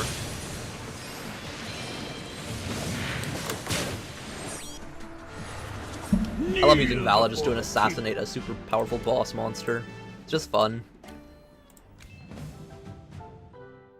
And again, as long as you win these battles, it really doesn't matter what characters you use, as long as you guarantee yourself a win in one round. If you don't win in the first round, then you're screwed. Like, I should not be using twins here. I'm just using it for fun, / to make the battles go fast. But yeah, they should be able to win every time, because Vala can usually just 1v1 the enemy boss flat out. Because I have a Paragon Vala, but, you know. Right? Honestly, Lily May damage is crazy. Lily May damage. Alright, with that though, that gives you the currency. Then you go to the Emporium, and you purchase. A lot of people, they don't realize that there's shops during these events. I swear to God, some people forget that there's shops. Alright, so now we bought that. The next main one would probably be these to buy, but I kind of want to buy the picture frame. I could save this for the end of the event. Nah, I'm buying it now. Let's screw it, we're doing it. And then I'll buy the cheap essence one. Yeah. Yeah, that's good. Again, we want to buy out the entire store, basically. That's the goal, is buying out everything. Literally everything. Actually, let's grab the dividends and the quest log ones, because we're about to get a lot of stuff from the quest log.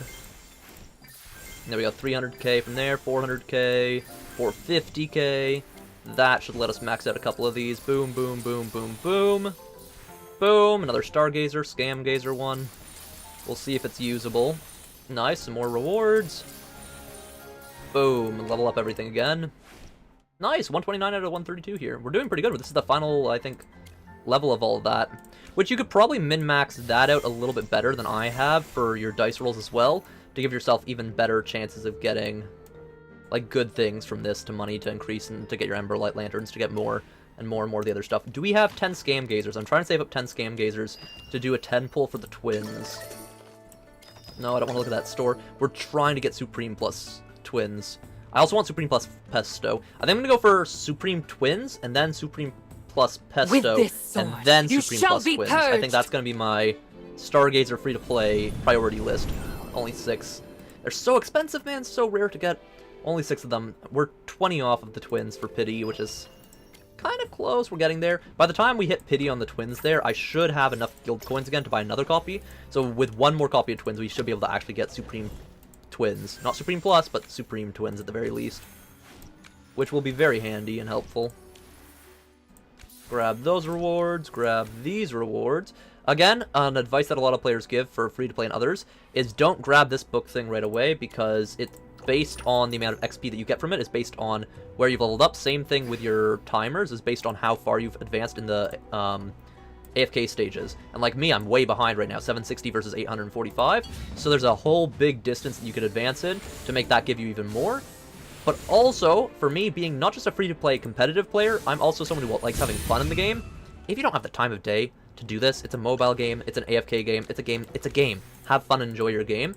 If you don't want to waste hours and hours of your life or don't give a crap about it, it's completely valid, and I agree with that. I'll just take it. Like, sometimes I'm too busy, and so I'll just take the experience like this right now, boom, because when I'm going to be playing it next, I want to push my AFK stages now while I can, because I'm going to be going AFK afterwards, and not even, like, AFKing, playing the game AFKing, like, AFKing, Yes. AFKing, like, doing other work that I have Tell me. I can't diverge my attention to it at all, and so, might as well, while you're there, use it rather than end up saving it and then missing it for the next day.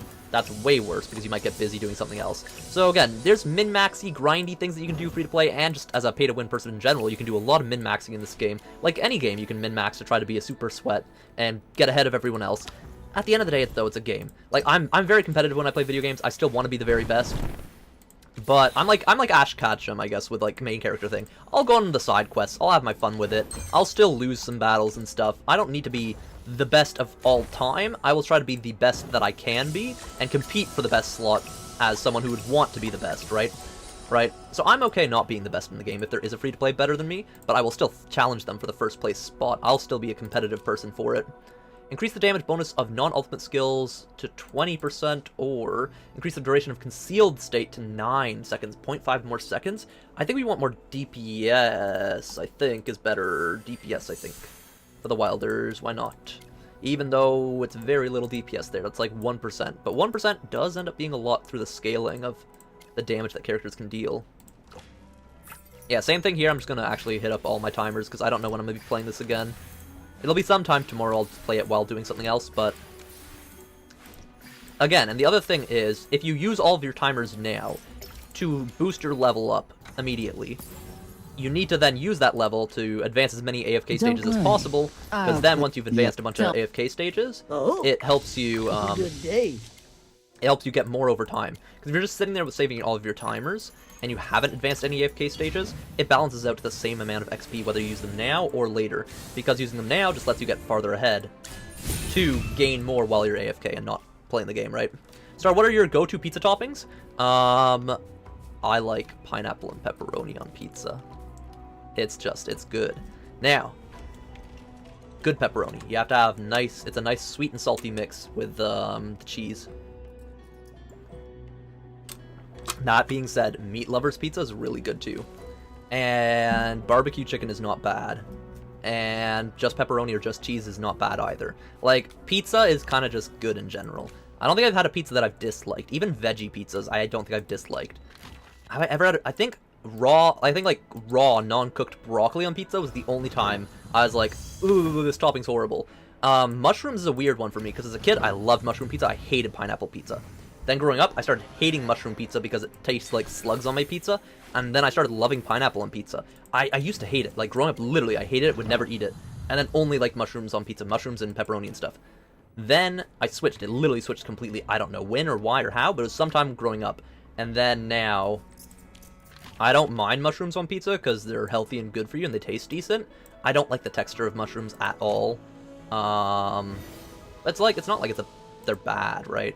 It's just I don't like the texture usually of mushrooms on pizza. Too rubbery. Copy. But maybe that's just not the nice quality of mushrooms, right? You never know. Dark and Darker Mobile has working blocking hitboxes. That makes sense. They already have in-game Gathering Hall. Hell, you have to socialize with other people? Of course. It's a necessity with a good high-quality game like that. The game automatically tells you value of items that you pick up, and it automatically compares the stats of items you hover over to what you have on. Dude, wait, that's just nice. That is just a quality of life that's nice. Like, flat out, that's just nice quality of life features. What? That's crazy. There's fishing in Dark and Darker? No way there's fishing. You're joking that there's fishing. There's no way there's fishing in Dark and Darker. Ain't no way they added fishing to Dark and Darker. There's no way they've added fishing to Dark and Darker. Origami, there ain't no way. You can fish. How? How? Like in the map? And does the fish give you like money? Can you like just sell the fish to merchants? Is there like rare fish? You're telling me I can go fishing in Dark and Darker. That's crazy. Also, I bet you I can beat this floor if I just repeat this over and over 100 times. Again, this is one of the sweaty things that you can do in AFK Journey. In some battles, it matters about the crits. Whether you get crit and your guy dies early, whether you crit them and kill them fast, whether a guy gets a heal off at the perfect exact millisecond frame rate or not, and that's why people beat levels way under level or way worse than your team. They still win them, and you lose them. It's because of RNG. Like this, I'm winning now all of a sudden. I completely got team wiped last time. Now I'm winning. Like, oh, and now my guy got team wiped again. Like, what just happened? Like, my entire team was fine and then just got team wiped. This battle, I think if I just repeat it, I should be able to beat it, and then that'll min-max my Tourist Trials rewards to the maximum for this. So we're just going to repeat that battle. In the meantime, while that battle's repeating, I'll continue reading chats and stuff, but also I'm going to start setting up the SPSL stream in the meantime while doing all of this. Multitasking. See, this is what I do with AFK Journey, is like while the game's playing, I do another thing, basically. Again, we're gonna retry this battle till we win it. This battle we should win. Like, this guy, the person that beat this battle without us, has a worse walker than me. Has the same level. Actually, is mine only 2-star? No, it's 3-star. We have the same level of Smoky Mirky. Maybe they don't have the right charms on them. There's trial charms. Do we not have good enough charms? I could also try this team again. Because this one, but the walker is so much more overpowered than that one. This one too, I have like the same basic team level, but this is the one I feel like most confident in winning with. Because I have a Paragon, no, I don't have a Paragon Rowan yet. I haven't gone into Paragon yet. Ooh, okay. And my Mikola is only 2-star, not 3-star, so I am less powerful than this person. Interesting. And I don't even have the Dura's Trials full legendary for her. So I am weaker than this person. We'll see if we can still win it, though. But I am underpowered compared to that other person. Let me schedule another stream. If I die, stream ends 3. Reuse settings. 3. The goal is going to be surviving for 1 hour in Secret Laboratory. Secret Laboratory, blah, blah, blah, blah, blah, blah, blah, blah, blah, blah, blah, blah. That's all good. Monetization. Only at the start of the stream and the end of the stream will there be ads. Anyone can talk, blah, blah, blah. Next. Unlisted. Schedule that. We'll probably only play AFK Journey for like another hour or 2. Schedule it for around then.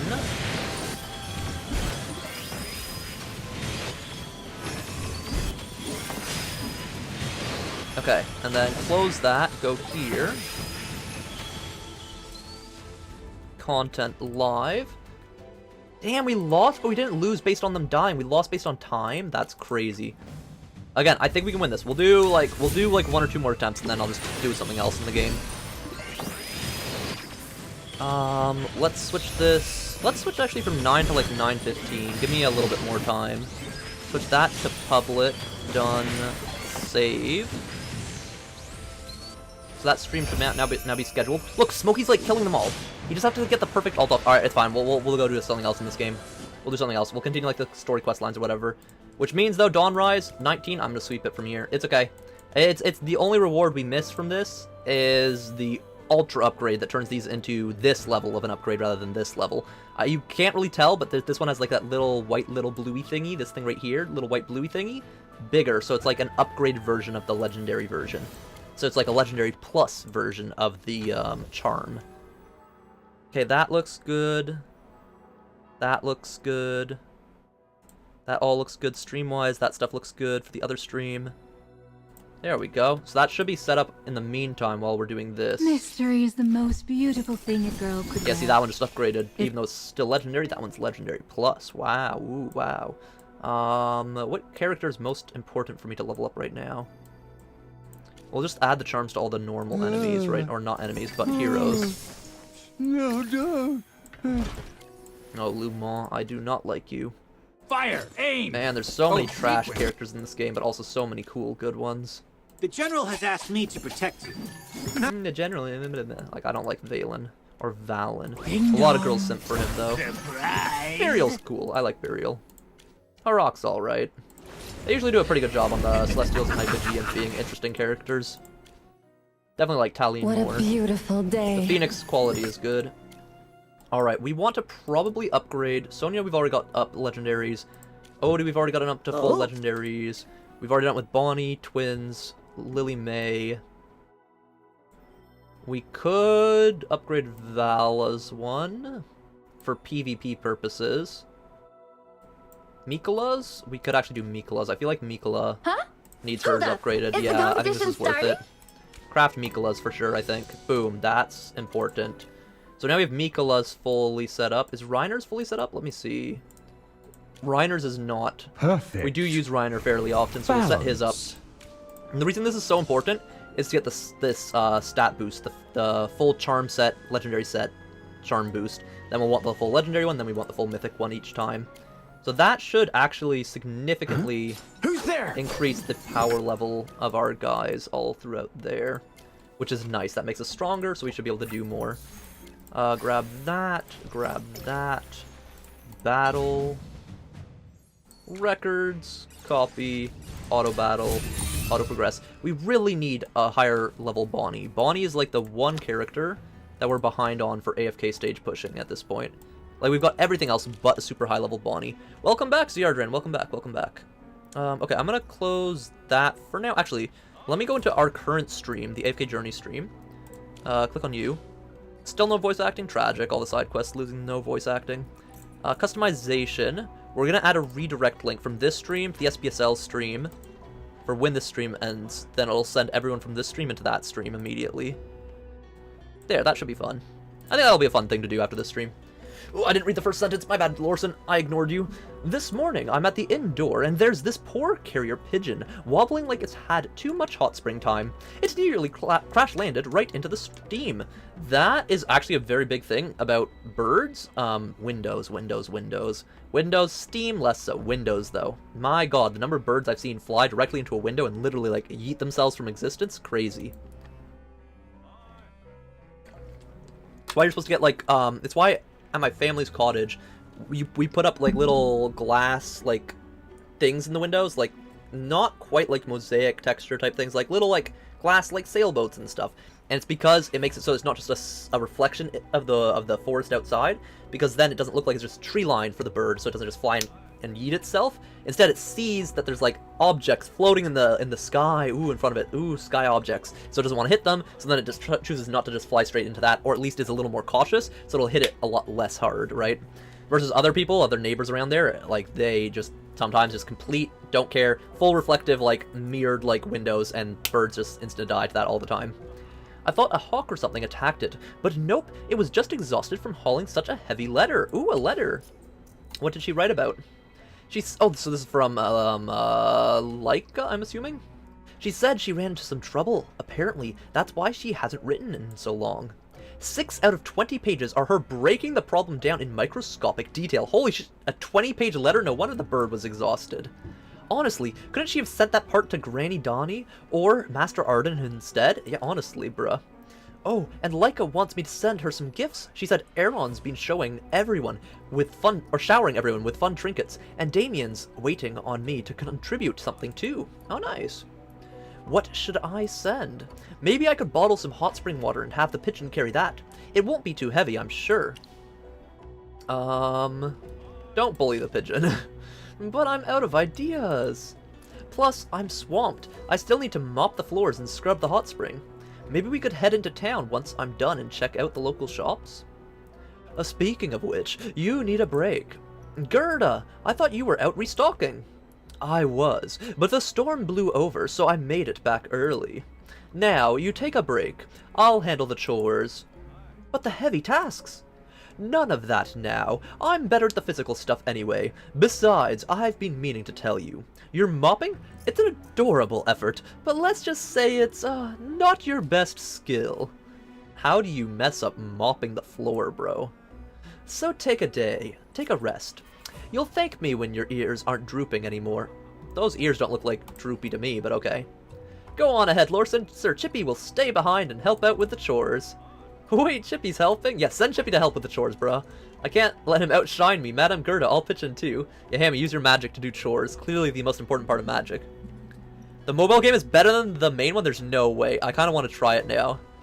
Star, can you do me a favor and make sure there's a solid 30 minutes between the streams? What do you mean? Like, what do you mean? Like, between this stream and the next stream, there'd be 30 minutes? Like, I'm not going to be doing the other stream for another 30 minutes easily, because I'm going to start at, like, 9:15. Do you mean, like, a 30-minute segment between the two? It'll take me probably, like, 10 minutes to set up each stream. Because I have to input the details for 6 separate streaming platforms. Twitch, Instagram, Twitter/X, Kick, TikTok, and YouTube. Mainly, Instagram is so annoying because you have to put in the stream details and stuff, then get the streamer code from it, then put your code into Streamlabs, to then start the stream on Instagram, and then have to manually select it and stuff. It's so annoying, bro. Just, can I do the lighter stuff? Maybe customer service. So what an adorable little hamster on duty. Business will be booming. Hell yeah. You guys... Lorson, go have fun with the Magister, and you better keep him safe, alright? Hell yeah, we gotta have fun with Lorson. I'll make sure every single customer smiles, so make sure Magister has a good time too. Deal! Thanks, Chippy and Hammy, and thank you, Gerda. Hell yeah, we got a vacation day. Magister, let's go hang out in the city. Let's go. Yeah, let's get a vacation day. Great, we're gonna have so much fun. Yeah, we just saved the world, or at least this country, municipality type place, from like a literal time-freezing enemies, so, you know, a vacation day would be good. The weather's cold, but the sun is shining. Perfect for a trip to Cedar Town. Hells yeah. Alright, and we get to abandon Chippy and Hammy. Yes, I don't have the freaking kids weighing me down. Oh my god, we get a vacation without the kids. Like, it's nice going around with Chippy and Hammy sometimes, but sometimes the kids just gotta stay with another person and have another person take care of them so that you can go have your adult fun and do what you want. Or at least, like, older fun than that. Like, come on. It's so realistic. Like, literally, leave the kids with, like, your Aunt Gerda or whatever. And go off and do have, like, a vacation with people. Lorson and I are gonna have a bros night. We're gonna pick up some chicks, clearly. Oh, Vanny, yes, clearly we're gonna pick up Vanny. Do you like candied crystal berries? Who doesn't? Oh, you're in luck. My family grows them. They're way bigger and sweeter than the wild ones. Yeah, because they're candied. That makes sense, huh? We even dry them over premium coal. What does premium coal do to it? For a chewy texture with a hint of smokiness. Premium coal smokiness on your sweet berries? I kind of want to try that. Like a smoked sugar berry. That sounds good. I don't know. I don't know why that sounds good, but that sounds good. But yeah. Dude, origami, that actually sounds fun. Is it on computer as well as on mobile phone device? Also, 30% of people have had a Garfield level Monday and only 30% have had a good one? That's so bad. I swear to God, the start of the week is always the worst for people. I swear, that's... Oh, man. To any of you having a Garfield level Monday, like, start to your week of Monday and Tuesday, of, like, today and yesterday, like, I wish you the best. I hope things get better. Hopefully, like, a week where... It's better to, I think, start your week bad and it get better over time, than start a week really, really good and then just go downhill all week. Because then when you get to the weekend, you're just depressed, basically.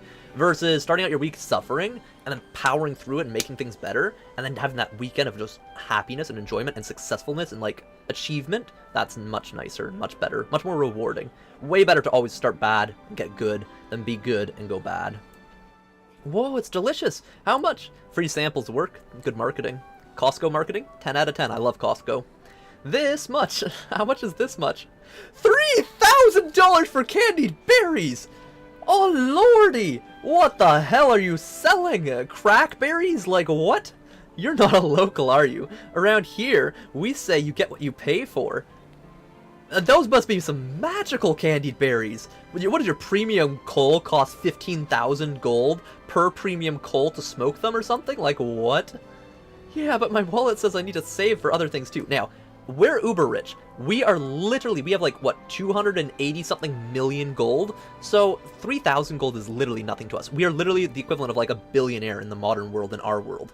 That being said, you still don't want to get scammed and ripped off. It's food that you're eating once, and it's not even a large meal. It's some candied berries. It's a snack. 3,000 gold. 3,000 gold.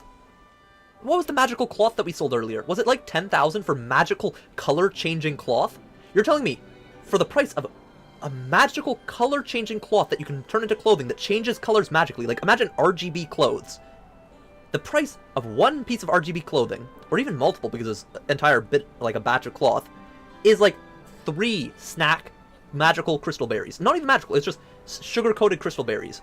3 of them for the price of magical color-changing clothing. Like, that's wild. Can't you lower the price, ma'am? I think. It might be different. It might be different. Even then, even if it was like 100, I would rather magical color-changing clothing than 100 snack crystal berries. Feel free to shop around, but you'll see mine are the best. Okay, sure, yours are the best quality, maybe. But you gotta scale the quality to the price, the demand in the market and stuff. Take your time. I've got deliveries to make anyway. You know, she is cute, though. She is a cute person, so, you know. Deliveries? Well, I know this saying, not even the wind whispers without purpose. How about this? I help you with your deliveries and you knock some off the price. Dude, okay, see that's good, Lorson, you know what you're doing. You got it, yeah. Maybe. But first, sort out that box over there. Some candied fruit got mixed into it earlier. You're so kind and beautiful. Surely you wouldn't make me work for free. Flattery's cute, but it doesn't work on me. Honestly, that's a good interaction. That's good. If you want a deal, you've got to earn it. Hell yeah. No, see, that's good. He's flirting with her, but also businessing with her. And then he can, like, win her trust and stuff over. That's actually really good flirting, like, level. Ah, fine. For the sake of my poor wallet, I'll do the best sorting job ever. Though also he is a broke boy. He is very broke, so it also makes sense. Here, I'll help you out. Yeah, no, we got a bro. We got a wingman, Lorson. Lorson's picking up a merchant who's a scam artist, but clearly good at her job. I couldn't possibly trouble you like this. Nah, Lorson, I got it. I'm sure you'll repay me somehow, bro. Like, you'll help me pick up the next girl, because last time I tried to pick up a princess, and she turned out to be a millennia, or 2 millennia old evil demon entity that can freeze time and space itself, and tried to kill me. So, I think my picking up of girls in this game is kind of going terribly so far. Of course, I'll rack my brains and think of something great, for sure, hell yeah. Like, let me go back to Bonnie the Graveborn, much better than a demonic entity impersonating a princess. Alright, you two, enough chit-chat. Let's see what you can do. Hell yeah, I'll sort it for you in no time. Watch this. Speedrun in 3, 2, 1, go. Boom. Boom. Boom. Boom. Boom. That's so wrong. Throw that over there. Throw this off as well. There. And then this there. And then that there. And then that. Oh no. Oh no. That there. There. There. Boom. Done. Easy speedrun. Alright, level 2. 4x4, 4x4, big one, move that to the side, big one there. Oh, that's rough. Ooh, oh no. Go back, throw that over there. This here. No, down one, that up there. That there, 2 across the top. Easy. Boom, done. Super fast sorting for her. We got a wingman Lorson here. Look at that, Magister! Teamwork makes the dream work. We finished in no time, hell yeah. Great job! But you don't think this measly work is enough to deserve something in return, do you? Okay, yeah, we get it. You want to use us for more labor. What? Just kidding. You've been so helpful. Oh, really? Wait, this pack of candied fruit is on the house! You're telling me that sorting job was 3,000 gold worth? Okay, I guess flirting. You'd get a discount for flirting with her too, but like, man, that's crazy. Cedar Town is a welcoming place. We don't let guests leave unhappy. Or she did put crack inside the berries, and we're about to get addicted to them, and then that's how she makes her money. Thank you. Since you've been so generous, I'll also help with your delivery. Where's it going? To Fedor, the shepherd. He ordered a crate of crystal berries. Bro ordered a crate full? That means he spent like 100,000 gold. Like, bro. You'll see his pen right outside town. Got it. I'll head out now. Alright, let's deliver this to Fedor. Alrighty. For the cute girl, for Lorson. We gotta get Lorson his cute girl. We got this. You wish that logic worked in real life? Yeah, you walk into the store, it's like, oh my god, expensive food. Can I help you make the Starbucks coffee, like, behind the counter? And since I'm making the coffee with you, you know, maybe I'll make it, like, a delivery order for you. Then I get the coffee for free, right? You know, right? Yeah, no, it doesn't work like that. That being said, though, if you ever do go to, like, a family-owned small business, you probably can actually pull something off like that. Like, if you get to know the person or are, like, really kind to them and stuff, usually people are pretty welcoming, or they used to be. Like, our culture's kind of shifted away from that, which is really sad, but you used to be able to kind of just get along with it. Like, I still, whenever I go, like, I very rarely go out to restaurants to eat, but usually it's either with family for, like, I haven't seen them in a while, like a birthday party type thing, or, like, someone on a date. But usually I treat the restaurant owner, like, very nicely. Like, my waiter, I tip well and stuff, and then, like, if I meet the owner of the restaurant, I talk about them for the thing, because especially with COVID that happened, so many restaurants got shut down. They usually have, like, a bunch of horror stories and business stuff to say, and I enjoy talking business with people and, like, seeing how their business works and stuff. But anyways, like, you can usually talk to the person, get, like, a vibe for stuff, and then if you ever do become... I've never been a regular at any place ever, because they always get shut down before I want to, which is really sad. But, there's, like, I guess 1 or 2 places that maybe I'd be okay becoming a regular at, but, like, it's just, Also, I'm too broke to be a regular at any, like, kind of dining out type place. Man, I'd rather put my money into investments and stuff in the business and helping other things. Is he hard drink? No. Oh, no. Alcohol is yummy? I disagree, man. But I guess I haven't drank enough to, like, get the flavor taste for alcohol that much of, like, wanting it. Same with coffee, like, I don't like either. We're here on behalf of Vanny to deliver what you ordered. Can you check the goods? Oh, and here I thought the dwarf finally arrived. What, the dwarf? It's just the crystal berries I asked for. Wait, he expected a dwarf to arrive in a box? Did he order, like, a Amazon shipping dwarf for his house? Is there a dwarf slave or something? I almost forgot. Thanks a bunch. It's freezing out here. You must have a tough trip. Here, take this wool scarf. My wife made it as a thank you. You're not going to elaborate on why you were expecting a dwarf order?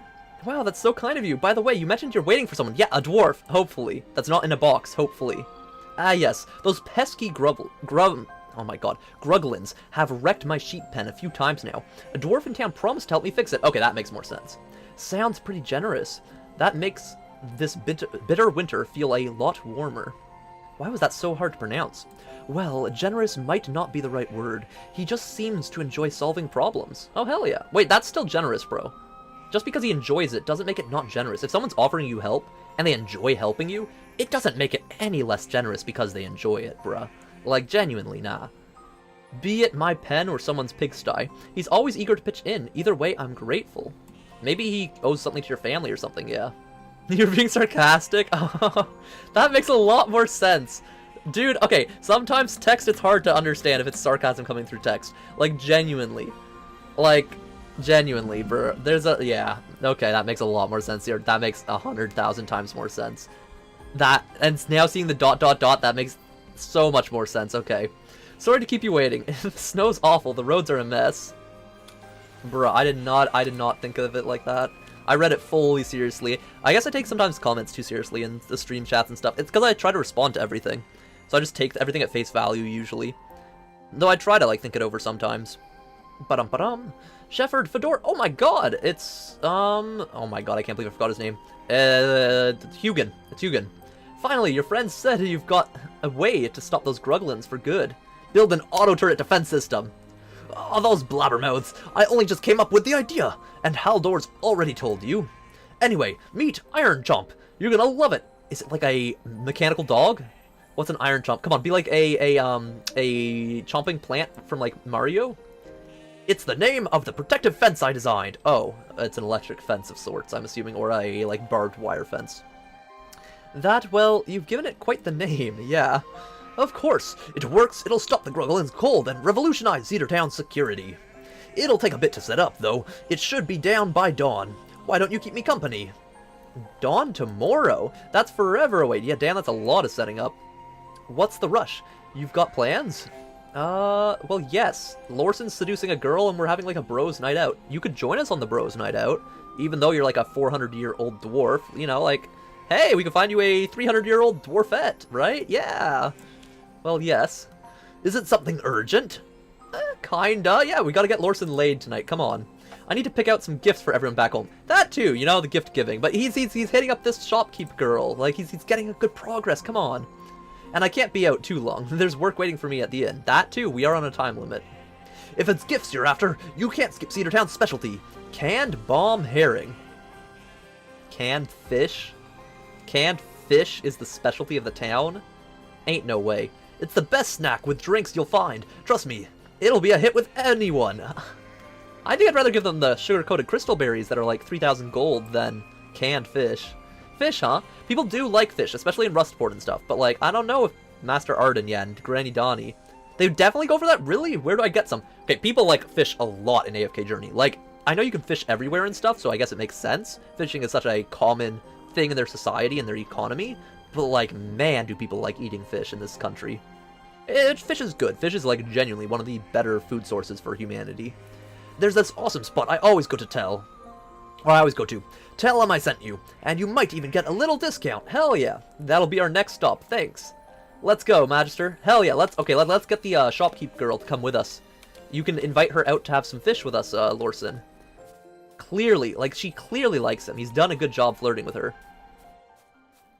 Come on, Lorson. We gotta get you that girl. Where? Lorson disappeared. Lorson? Hello? Bro, okay, he stopped following me. Or he went invisible. Used his wind whispering powers and, like, disappeared. No, we're going straight to the place. We're not going to the shop. Bro, we should have picked up the girl and brought her with us. No. Cold out. How about a warm drink to start? Hello, madame. Hey, madame. I'm looking for a gift my dwarf friend recommended. Oh, a dwarf, huh? Let me guess, they recommend canned fish. Yeah. How did you know? They tried it once and instantly got hooked. They won't stop raving about it. I'll take 2 cans. Let's try some first, Magister, before we share it with Laika and the others. Exactly. If you're giving someone food as a gift, you really should at least try it first, and not just take recommendations, so that way you know if it actually does taste good. Because even then, if it does taste good to you, it may not taste good to them, so even then it might go wrong. Oh dear, unfortunately they're all out of stock. The dwarves cleaned me out, but he literally just sent us here, though. When will you restock? We'll be in town for a while. Balsam herring is rare. With the Snowspire Festival and all the skilled anglers visiting, it's been tough catching enough of them. We have to go catch the fish. Madame, the loveliest madame in the north, isn't there anything— okay, he flirts even with the old ladies, damn. Isn't there anything that you can do? I'll do anything. Well, since you asked so sweetly. To be honest, I've got 2 honestly, flattery does get you far. Like, be nice to people, be respectful, and then also throw in a little bit of flattery. It will get you places, usually. To be honest, I've got 2 cans set aside for myself. Okay, we are not taking her final 2 cans. There's no— oh, dude, Lorson. Okay, there's a difference between flattering someone to be nice to them, to get, like, a deal, a discount, a little bit of favor, or have them, like, ask you to go fishing for them, then they'll make it for you, like a special request making from a business. And then there's— I want the only stock that you have saved for yourself. Like, that's different. That's like the scummy flattering, trying to take the stuff from them. I knew you were my hero, bro. No. But don't get me wrong, they're not for sale. If you want them, you'll need to trade me a dream eel. Okay, much better, much better. Trade her another fish type. I'm working on a new dish for my menu, but I'm too scared to go to those creepy places to fish for them myself. You guys look like seasoned adventurers, so it should be easy for you. Hell yeah, see, that's a fantastic deal. That is a good trade offer. I mean, I guess you could call me an adventurer. Lorson, you're a traveler, Wind Whisperer, like you got this. Whenever I camped with Brian, I always scared the fish away before they even bit. We'd end up starving. Really? Lorson, you scary to fish? That's crazy. Does he make too much noise or something? Don't worry, I am a fishing expert. I actually am a decent fisherman IRL too. I appreciate it, Yardran. No, I just combed it back. I need to get it cut though really soon. Whoa, if I tag along, maybe I'll pick up a few tips. Brian will be so impressed when I get back. You're really pumped. What does make things different is the white balance, by the way. Because I do have the new lighting setup, which I think is decent for, like, overall, so I'm actually visible and stuff. But when I wear white shirts and stuff, it makes the lighting slightly different, which is cool. You're really pumped. You can catch dream eels in the Echoing Glen. Good luck, I'll be waiting. Alright, off to do a dangerous adventure for some canned fish. We're trading dream eel for special canned fish. This place is so eerie. No wonder she didn't want to come here. Yeah, this is where we met the ghost that... Okay, I guess Lorson doesn't know this. That's my bad. My bad. I was thinking that he did. He was with us, but no. We met a ghost here because they got killed by undead monsters. We helped reunite that ghost with his family so he could pass on from the grave. And also, we saved some kids from getting murdered by undead here as well, who we could only save because that ghost was also protecting them and stalling the monsters from eating them. So yeah. Also, someone did fall through this ice and die in here, I think, before as well. Or at least were severely injured. Do you think something might jump out at us? Honestly, I would not be surprised in the slightest. Behind you! Ah. Yes, excellent. Wait, there's nothing there. You were messing with me. I'm sorry, Lorson, I had to. You know that if I faint, you'd be the one who has to carry me back. Don't worry, I've got magic. No worries, Lorson. Of course I'd carry you. I knew you'd never leave me behind. Yeah, of course, Lorson. Like, in the freezing cold, anyone who leaves someone behind is literally committing murder. You're a literal murderer if you make someone pass out and then leave them in the cold snow.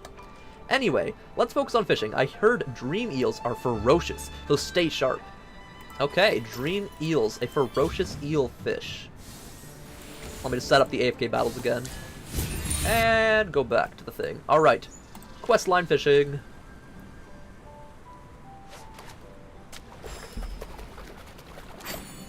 Double the weight of the fish easily. Come on, big money fish. Ooh, this is a hard fish. Nice. It struggled a little bit there. Savage dream eel. It's a savage one. Oh my lord, that must be like a special eel. This is Starstalker 28 versus Starstalker 29. Hell yeah, dude. I actually love the artwork. It's great, dude. The back, like art is crazy. Like that's just well done. Like, genuinely, a well-done caricature artwork. I think that's how you pronounce it, yeah. It's well done, honestly. Hey, you didn't see any dancing chairs, talking stools, or glasses trying to play music, right? Actually, that does remind me of Ludwig's place, or Ludovic. Why would we see those? If a dream eel bites you, you'll see all sorts of things. Their venom is hallucinogenic. I'm surprised there aren't more black market people who use that for themselves. Like the poor or the homeless and stuff. Next time, maybe give us a heads up about that. Yeah. Sorry, it completely slipped my mind. Yeah, that's a little dangerous. You owe us for that. Alright, as an apology, these 2 cans are yours. Yes. Though that was already the trade deal. Madame, you're too kind. I can forgive you a tiny bit of forgetfulness. After all, no one's perfect. That is true. And she's an old lady. Her memory shouldn't be the best.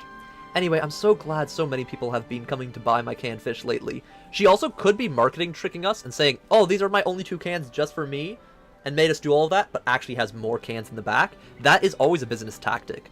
Like, again, there's always a chance the person is, like, business big braining. And there's such a fine line between good business and being a scummy, like, business person. It's why most marketing guys are absolute dog trash. Like, oh my god. It's so bad. I love marketing and analytics and stuff so much, and like the psychology behind marketing and stuff, but oh my god, are most guys in marketing complete douches and like complete like fake faces and swap face masks between people they talk to and are have like a single-minded goal of like basically using people. It's crazy. Lately, does that mean the townsfolk aren't fans of the fish? This recipe was passed down from my grandmother. It was a big hit in her time, but the younger crowd often says it's... Well, try it for yourself and let me know what you think.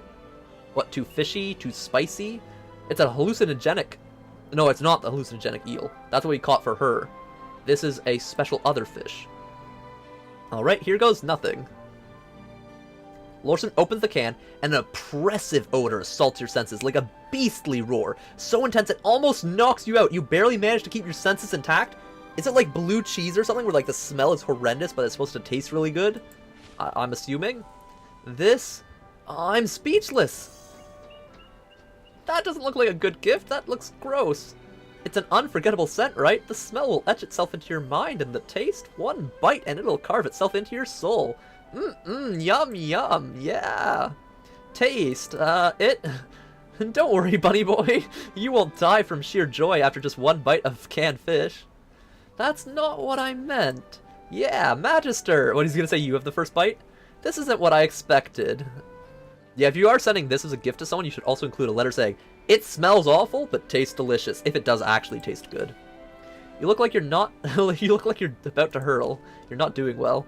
What do? I don't want to hurt her feelings. You should at least try it.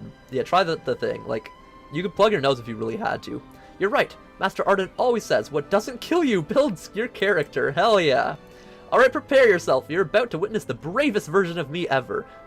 Yeah, clearly none of the fights and battles we've been in, and it's just flat out eating a stinky fish is your bravest thing ever.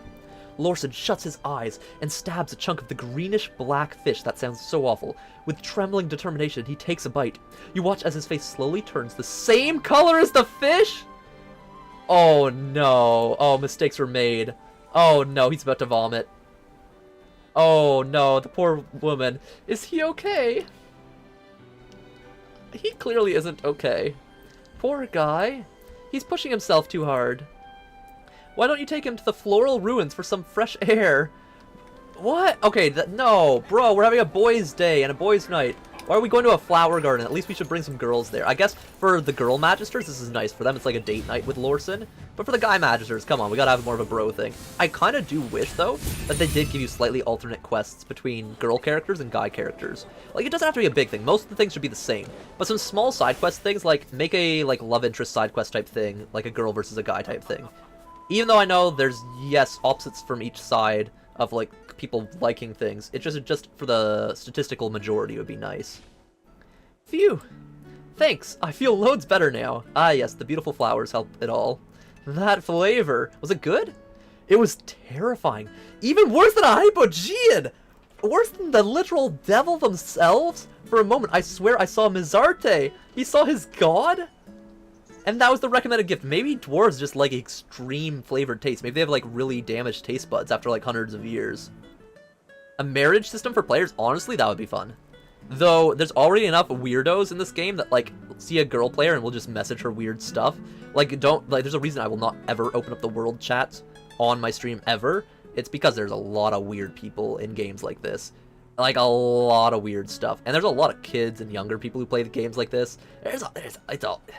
Any game with any social aspects of any type, and especially when it comes to anime games, and think about how many thirst trap characters there are in this game.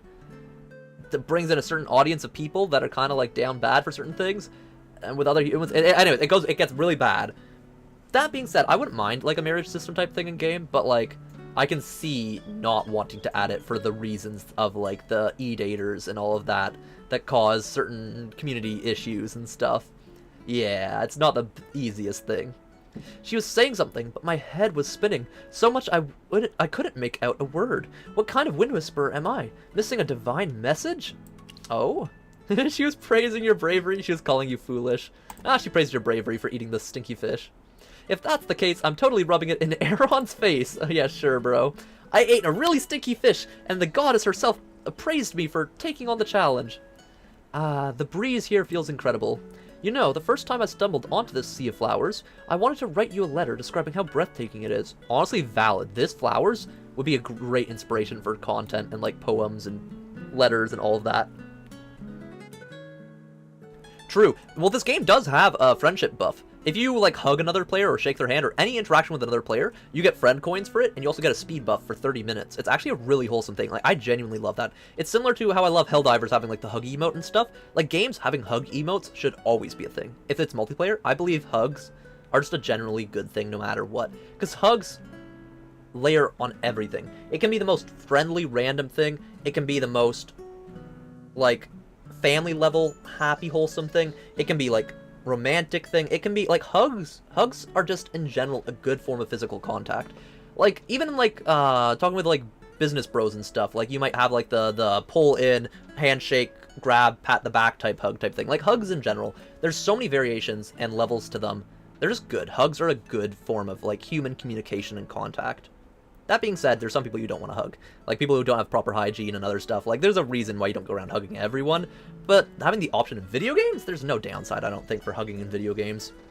But well, for all my so-called eloquence, I just couldn't put it into words, so I gave up. That's fair. Some things, though, you have to see with your own eyes. Honestly, so true. To really understand, that is extremely true. And the people you share those moments with, that's what makes them unforgettable. That is also true.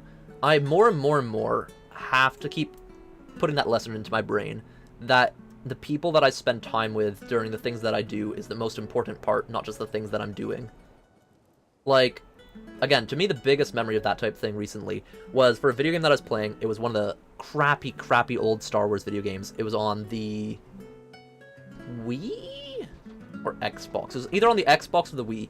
Really garbage Star Wars game, like horrible mechanics, absolute trash with like Ahsoka and everyone else. It was horrible. And then me and my brothers played it, and like we'd swap the controller because it was only 2-player.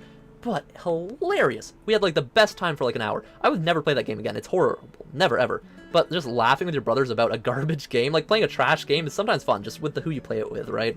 It's just a nice feeling. How do you feel? Pretty good. Same here. You know what this moment needs? Music. You can't waste scenery. I can't, like, yes, music is nice, but it's also nice to just have just the breeze, the quiet, the silence, and just the sound of nature around you. Why I like my cottage so much is you can go on the dock, lay on the dock, look up at the starry sky. Like, there's no, or next to no light pollution there, so you can see every star. You can see comets, you can see shooting stars very easily there. And it's just so big and bright and nice. And then you have the water lapping underneath you. So serene, so relaxing, so perfect. The only downside is bugs. But even then, there's usually enough dragonflies or other bugs eating the bugs around you that usually they won't bother you too much. But just the dock, like, everyone should find somewhere at some point in life where they can go out in nature and see an actual starry night sky. Because, like, I'm a city boy. The number of people that I think are just stuck in the city and don't get to see a starry sky in this, like, up above them, it just kind of, like, isolates you to Earth more and less open to, like, the world and the universe in general. Like, because you feel like you're more entrapped and you're just stuck in a place. It's why people do need to get outside more. It's why people say, oh, to help cure depression, go out for a walk and stuff. It's a genuine thing. Nature, fresh air, and the world is just, it's a healing and magical thing. And even though it sounds so stupid, it really is a magical healing thing. It's just, you can't really enjoy it to the fullest unless you're capable of enjoying it, and when you're not doing well or things aren't going well and you're so stressed or uptight or in an area where you can't enjoy nature much, there's an understanding why nature can't be as healing. Like, some people don't get the opportunity to go and see that starry sky or go and see cool things. Like, during, like, the eclipse that happened, like, last year, I think now? Yeah, that was a really cool thing to happen. Getting to experience that, whether you were at Niagara Falls or whether you were at your home in your backyard. It was just a cool thing to experience and go out, be in nature for a second, and look at, like, oh my god, the moon's covering the sun. That's so cool, right? Like, stuff like that. It's just a good thing to experience, and then who you experience it with. Even if it's just yourself, honestly, it's not a bad thing experiencing nature alone. Again, it's a very serene, centering thing. Helps you learn more about yourself, and then also, because we're in a world where there's constant stimulation, like we're always having a stream running while we're eating or in the bathroom or going out and doing stuff, I'm always either playing music, having a video running. I have my phone way too much, but sometimes putting it away and having nothing, going out in nature. Like, I want to read a book and just chill outside. It's too cold for Canada to go outside and really read a book. Like, I don't like that. But, like, I want to just read a book and just chill outside, or even just chill outside and enjoy outside for a bit. Again, it's just such a nice thing. I miss the sun. I need more sunlight. I need more vitamin D in my body, man. I need vitamin D. Some point, well, I'll do some sort of traveling or some sort of thing for health and just niceness at some point. Right now, though, back to the grind. We grind stream, we grind set, we edit, we work, we do all of that. We respond to emails, we answer comments, we do all the good stuff. It's been a while since I've played, so if I mess up, no laughing, alright? Yeah, I will laugh at that. Another big thing is, if you do play instruments, unless it's a really, really famous, popular song that everyone knows, making a mistake in your music often isn't an issue. Most people won't catch a mistake that you make, especially if you play it off and keep playing. Like, a mistake usually you will know for sure, a top musician may know, or a teacher may notice, but most people won't notice at all. Even teachers won't notice half the time if you make just one mistake here or there. As long as you keep going with confidence and play the music and follow the song, you're good, basically. You can even freestyle off of a mistake and make it fun, but yeah. Alright, he's got his loot. I hope you'll like it. Yes, relaxing Lorson questline. Just two bros chilling in a flower field, listening to him playing music. Lorson gently strums his lute, and a peaceful melody flows through the sea of flowers. See, we need to invite the girl from the shop with us. And then I needed to get a girl, but Yelena is not an option anymore. I don't know who I'd invite. Bonnie? Vala, but they're, like, not around, really. Like, they're in my fighting and stuff, but nah. This is a date night? Absolutely this is built for the girl players, and I guess gay guy players as well. You feel your body grow lighter, as though you've become one with the petals dancing freely in the wind. Now, that's another thing, is he is a magical forest bunny person. He is a wind whisperer, so he does communicate with the spirits and the magic of the nature itself, so he can do some cool things with that, which is nice. Vala seems like a good choice. Honestly, Vala, 10 out of 10, like, girlfriend material, or wifey material. Vala, definitely. It's just Bonnie's a really hot character, but she is also undead. Bonnie's the girl you take out to the nightclub. Vala's the girl you take home and marry, I'd say, if that makes sense. Same with, like, Faye, she's like a girl that you marry, versus, like, Atalanta is like a nightclub type girl. That being said, you never know for sure and stuff. Like, yeah, I don't know, man. Seeing how much you enjoyed the melody, Lorson smiles as well. Dude, that is such a date night thing, bro. No. Go back to the boys' night. Let's go hit up some girls in town, bro. Before long, you'll be setting off on your next journey, and perhaps with a little more saved. I'll leave this place too. Yeah, he's still saving money. He's literally just journeying around and just broke as heck. And then we're a multi-millionaire, like insanely rich. One day, if fate brings us together again, somewhere in Asperia, I'll play this melody for you once more. If I was genuinely as rich as the Magister is right now, like literally like 280-something million gold, I would pay for my friends to go off and have fun and do cool things. Because, like, I'd like to invest in them having a good life and good time and stuff. I wouldn't just give them flat-out free money, be like, I'll do this or that. But if they were like, I want to go off on an adventure type thing, and I'm like, oh, you've been my friend for X amount of time and stuff, here, have a little bit of money, so you're not broke and dying and starving on the road type thing, right? But I'd rather, like, invest in things that they're doing and cool stuff. Alright, it's getting late. If we don't head back soon, Gerda's going to think we got lost or something. Indeed, Lorson, I'm sorry I dragged this out. Let's go. Caw! What? We're getting attacked by a monster crow? Ah, that melody must have attracted some monsters. Help! What? Caw! Bird of prey! Oh my god, the bird's assaulting us. Man, when I said I wanted some ladies to show up, I didn't mean some birds. Like, this is not what I meant, not monster ladies.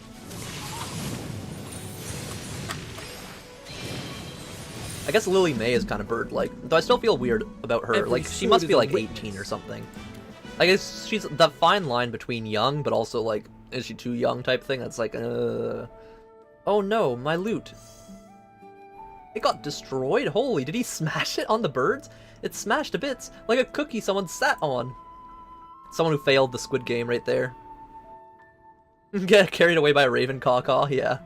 This was a gift from Master Arden. Now it's only good for firewood. Bro. Oh, I'll just use magic to repair. Okay, that's crazy. That is crazy. Again, sometimes our magic is just like OP instant, like, oh, boom, it's fixed.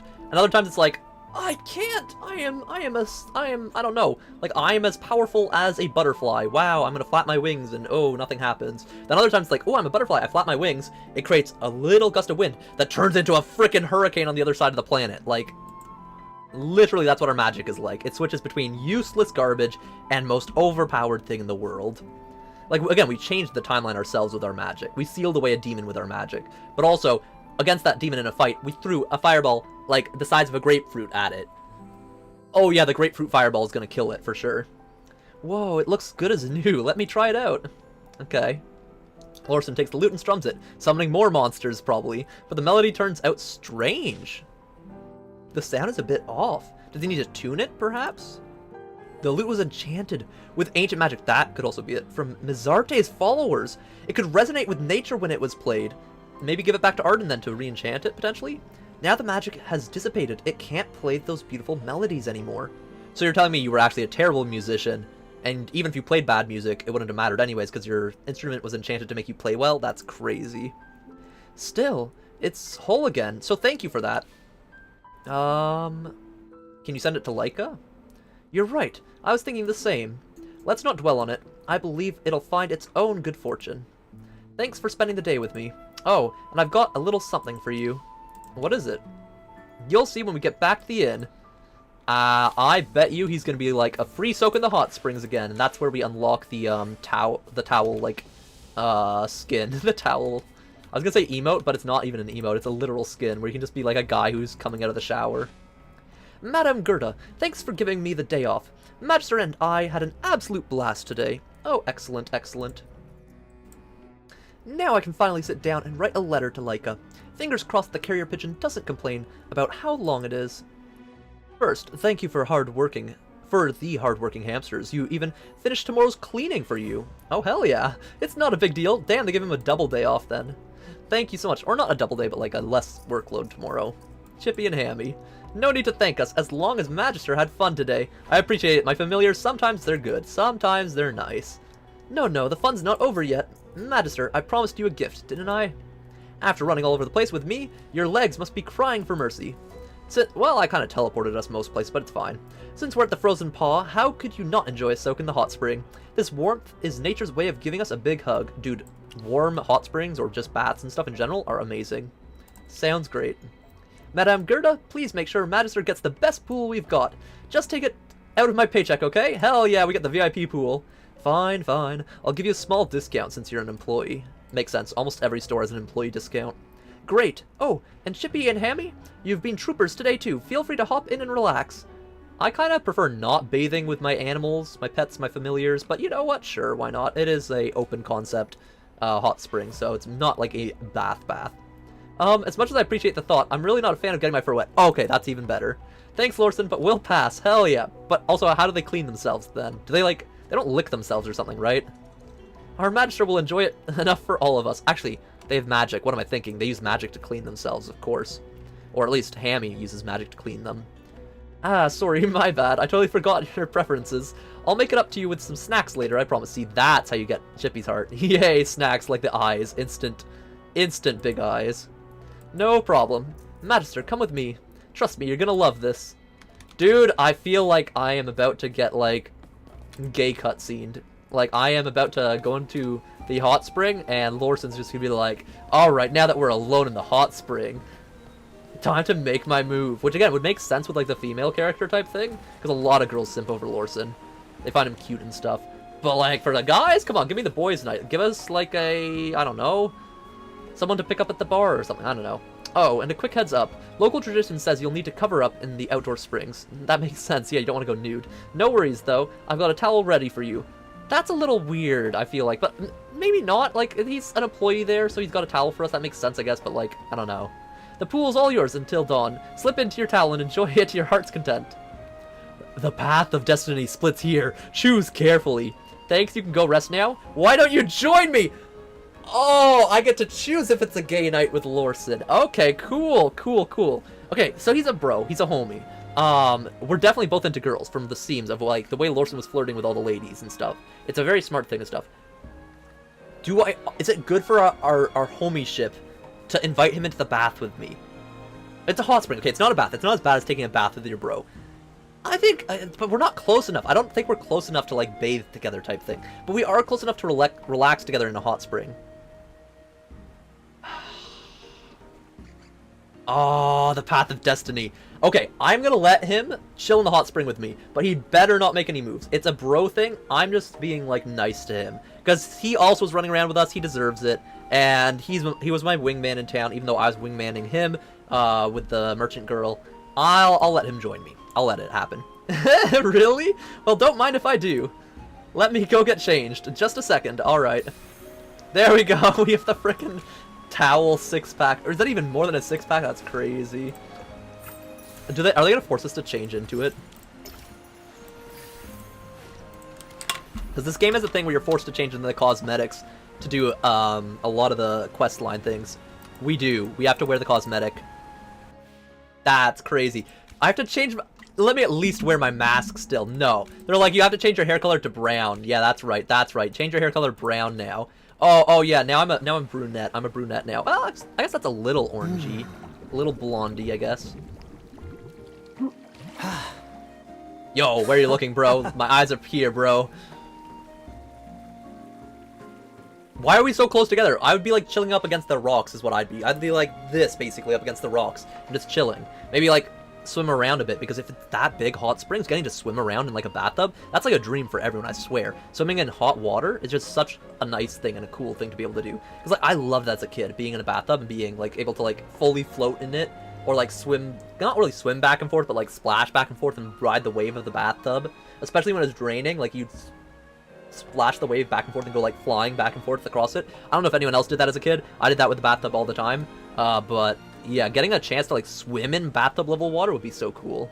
If only the Dark Forest had a hot spring like this. The only difference would be like sweating while taking a bath because it's so hot and then you're using your muscles. Wouldn't be the greatest mix. I feel like you get like kind of clammy and kind of like It would be great for Master Arden's back pain and Granny Donnie's knees. I agree with that. Though Damien probably wouldn't be able to handle the heat, I wonder if Laika would enjoy it. Aaron definitely wouldn't. I think Aaron might surprise you with that.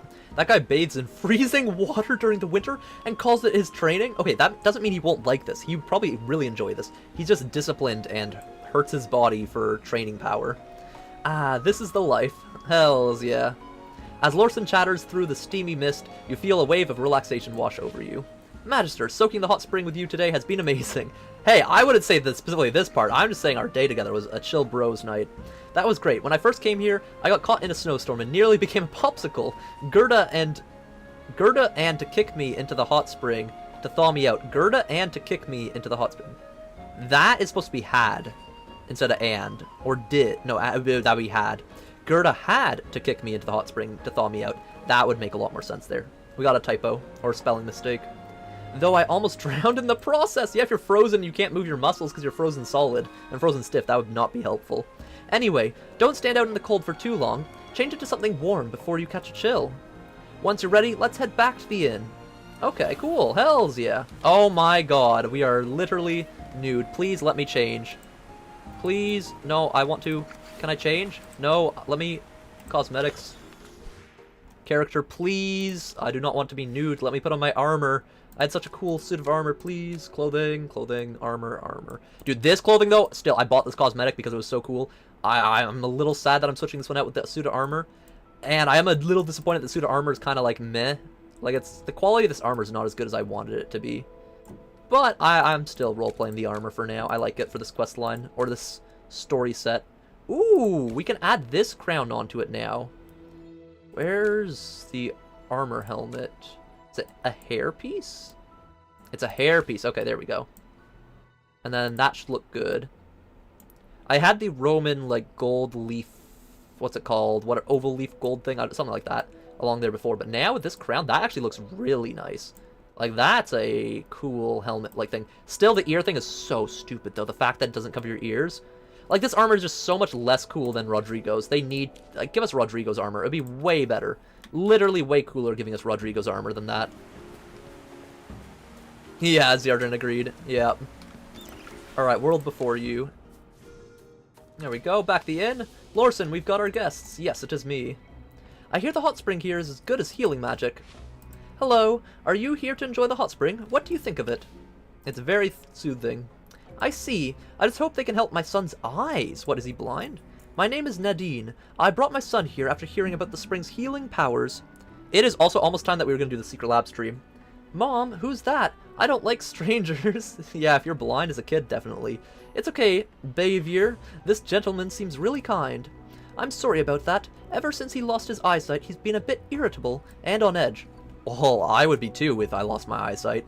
Stop talking, Mom. You're so embarrassing. What's going on here? Sounds like someone's upset. Oh, welcome to the Frozen Paw. I'm Lorson, and I'm here to make sure your stay is as relaxing as possible. Leave your worries at the door. Hold on. Let me say something first. Dear guests, I won't make any empty promises. My hot spring isn't a magical cure. It won't cure illness overnight. It's more of a helpful, soothing thing. However, it can help you relax, which might support recovery. Or it might not. Please keep that in mind. Yeah, it can help you, but it's not a guaranteed, like, fix-all type thing. I see. Ugh, I already told you. My eyes can't be fixed. Why'd you even drag me here? How can you say that? I'm doing this because I care about you, yeah. Dear guests, please don't just rush off. It's snowing outside, so why not stay the night? A warm bed and a good night's sleep might help lift your spirits. Fine. We're already here, after all. Let me show you to your room. Why can't I just magic his eyes and fix them? Like, again, we're such a powerful magister. But okay, we finished the first part of this quest line. This has a second part to it, it seems. We'll save these two side quests, and I've still been saving for a while now. Events-wise, the Emberlight Recovery. I haven't done any of the Joyous Fest. Like, all of these rewards, are just sitting here still that I have not claimed any of them because I haven't done any of them. We still have 11 days to do it though. So I think we're going to save this here and we'll start the Secret Laboratory stream now. Start being a late night streamer now? Hey, I've been streaming since like 2.5 hours ago. So that's like, what, 6:30? I've been streaming since like 6:30, 6:45. That was like evening. That's not like late night. This is just going to be a Secret Laboratory, just fun thing, doing a more late night thing. I'll get the streams out sooner and sooner as time goes on. But again, AFK Journey I usually play around 7 p.m. EST because that's when the daily reset happens. And so it lets you do the daily reset things of like certain battles, Dream Realm, yada yada, Dura's Trials, Guild Supremacy as another option, all of that type of stuff. So that's why I usually do that around 7 p.m. I would like to do Secret Laboratory earlier usually to play with other people, but since this challenge that I'm doing isn't really to play with you guys, again, usually my streams are to interact with my audience more and more. The other stream is more of like it was at first a stream of convenience because I didn't have time to do a big stream, but now I think it's a stream of a challenge that I want to get done. It's something that I want to do, and you guys can still join me in it in Secret Laboratory if you can get in the server with me, but I will get screwed over usually from stream snipers if it's a challenge where I'm trying to stream until I die or try to live for like an hour straight. Stream snipers have always been the thing that end it, usually. Almost always it's someone watching the stream that gets me killed, or kills me, or someone targeting me from the streamer because I'm streaming. So I might even turn off my tag, honestly, in Secret Laboratory to not have people, like, realize right away that it's me. Like, they'll know from the username and how I talk, but, or, like, how I sound, but, like, the tag makes you stand out. SPSL partner, ooh, purple tag, oh, cool person, exciting person, content, da-da-da, etc., right? Well, like an all-time timer? Yeah. I stream through a bunch of different times. The only time I don't really stream is mornings, honestly. Which I do when there's like a big game release or something, right? But it's usually because my audience isn't online during the mornings. Plus, I feel like streaming, I don't really watch streams unless it's like later at night or something, just to relax. Personal preference type thing, though. Alright, we are going to end the stream here, though. I appreciate you guys joining. Shout out to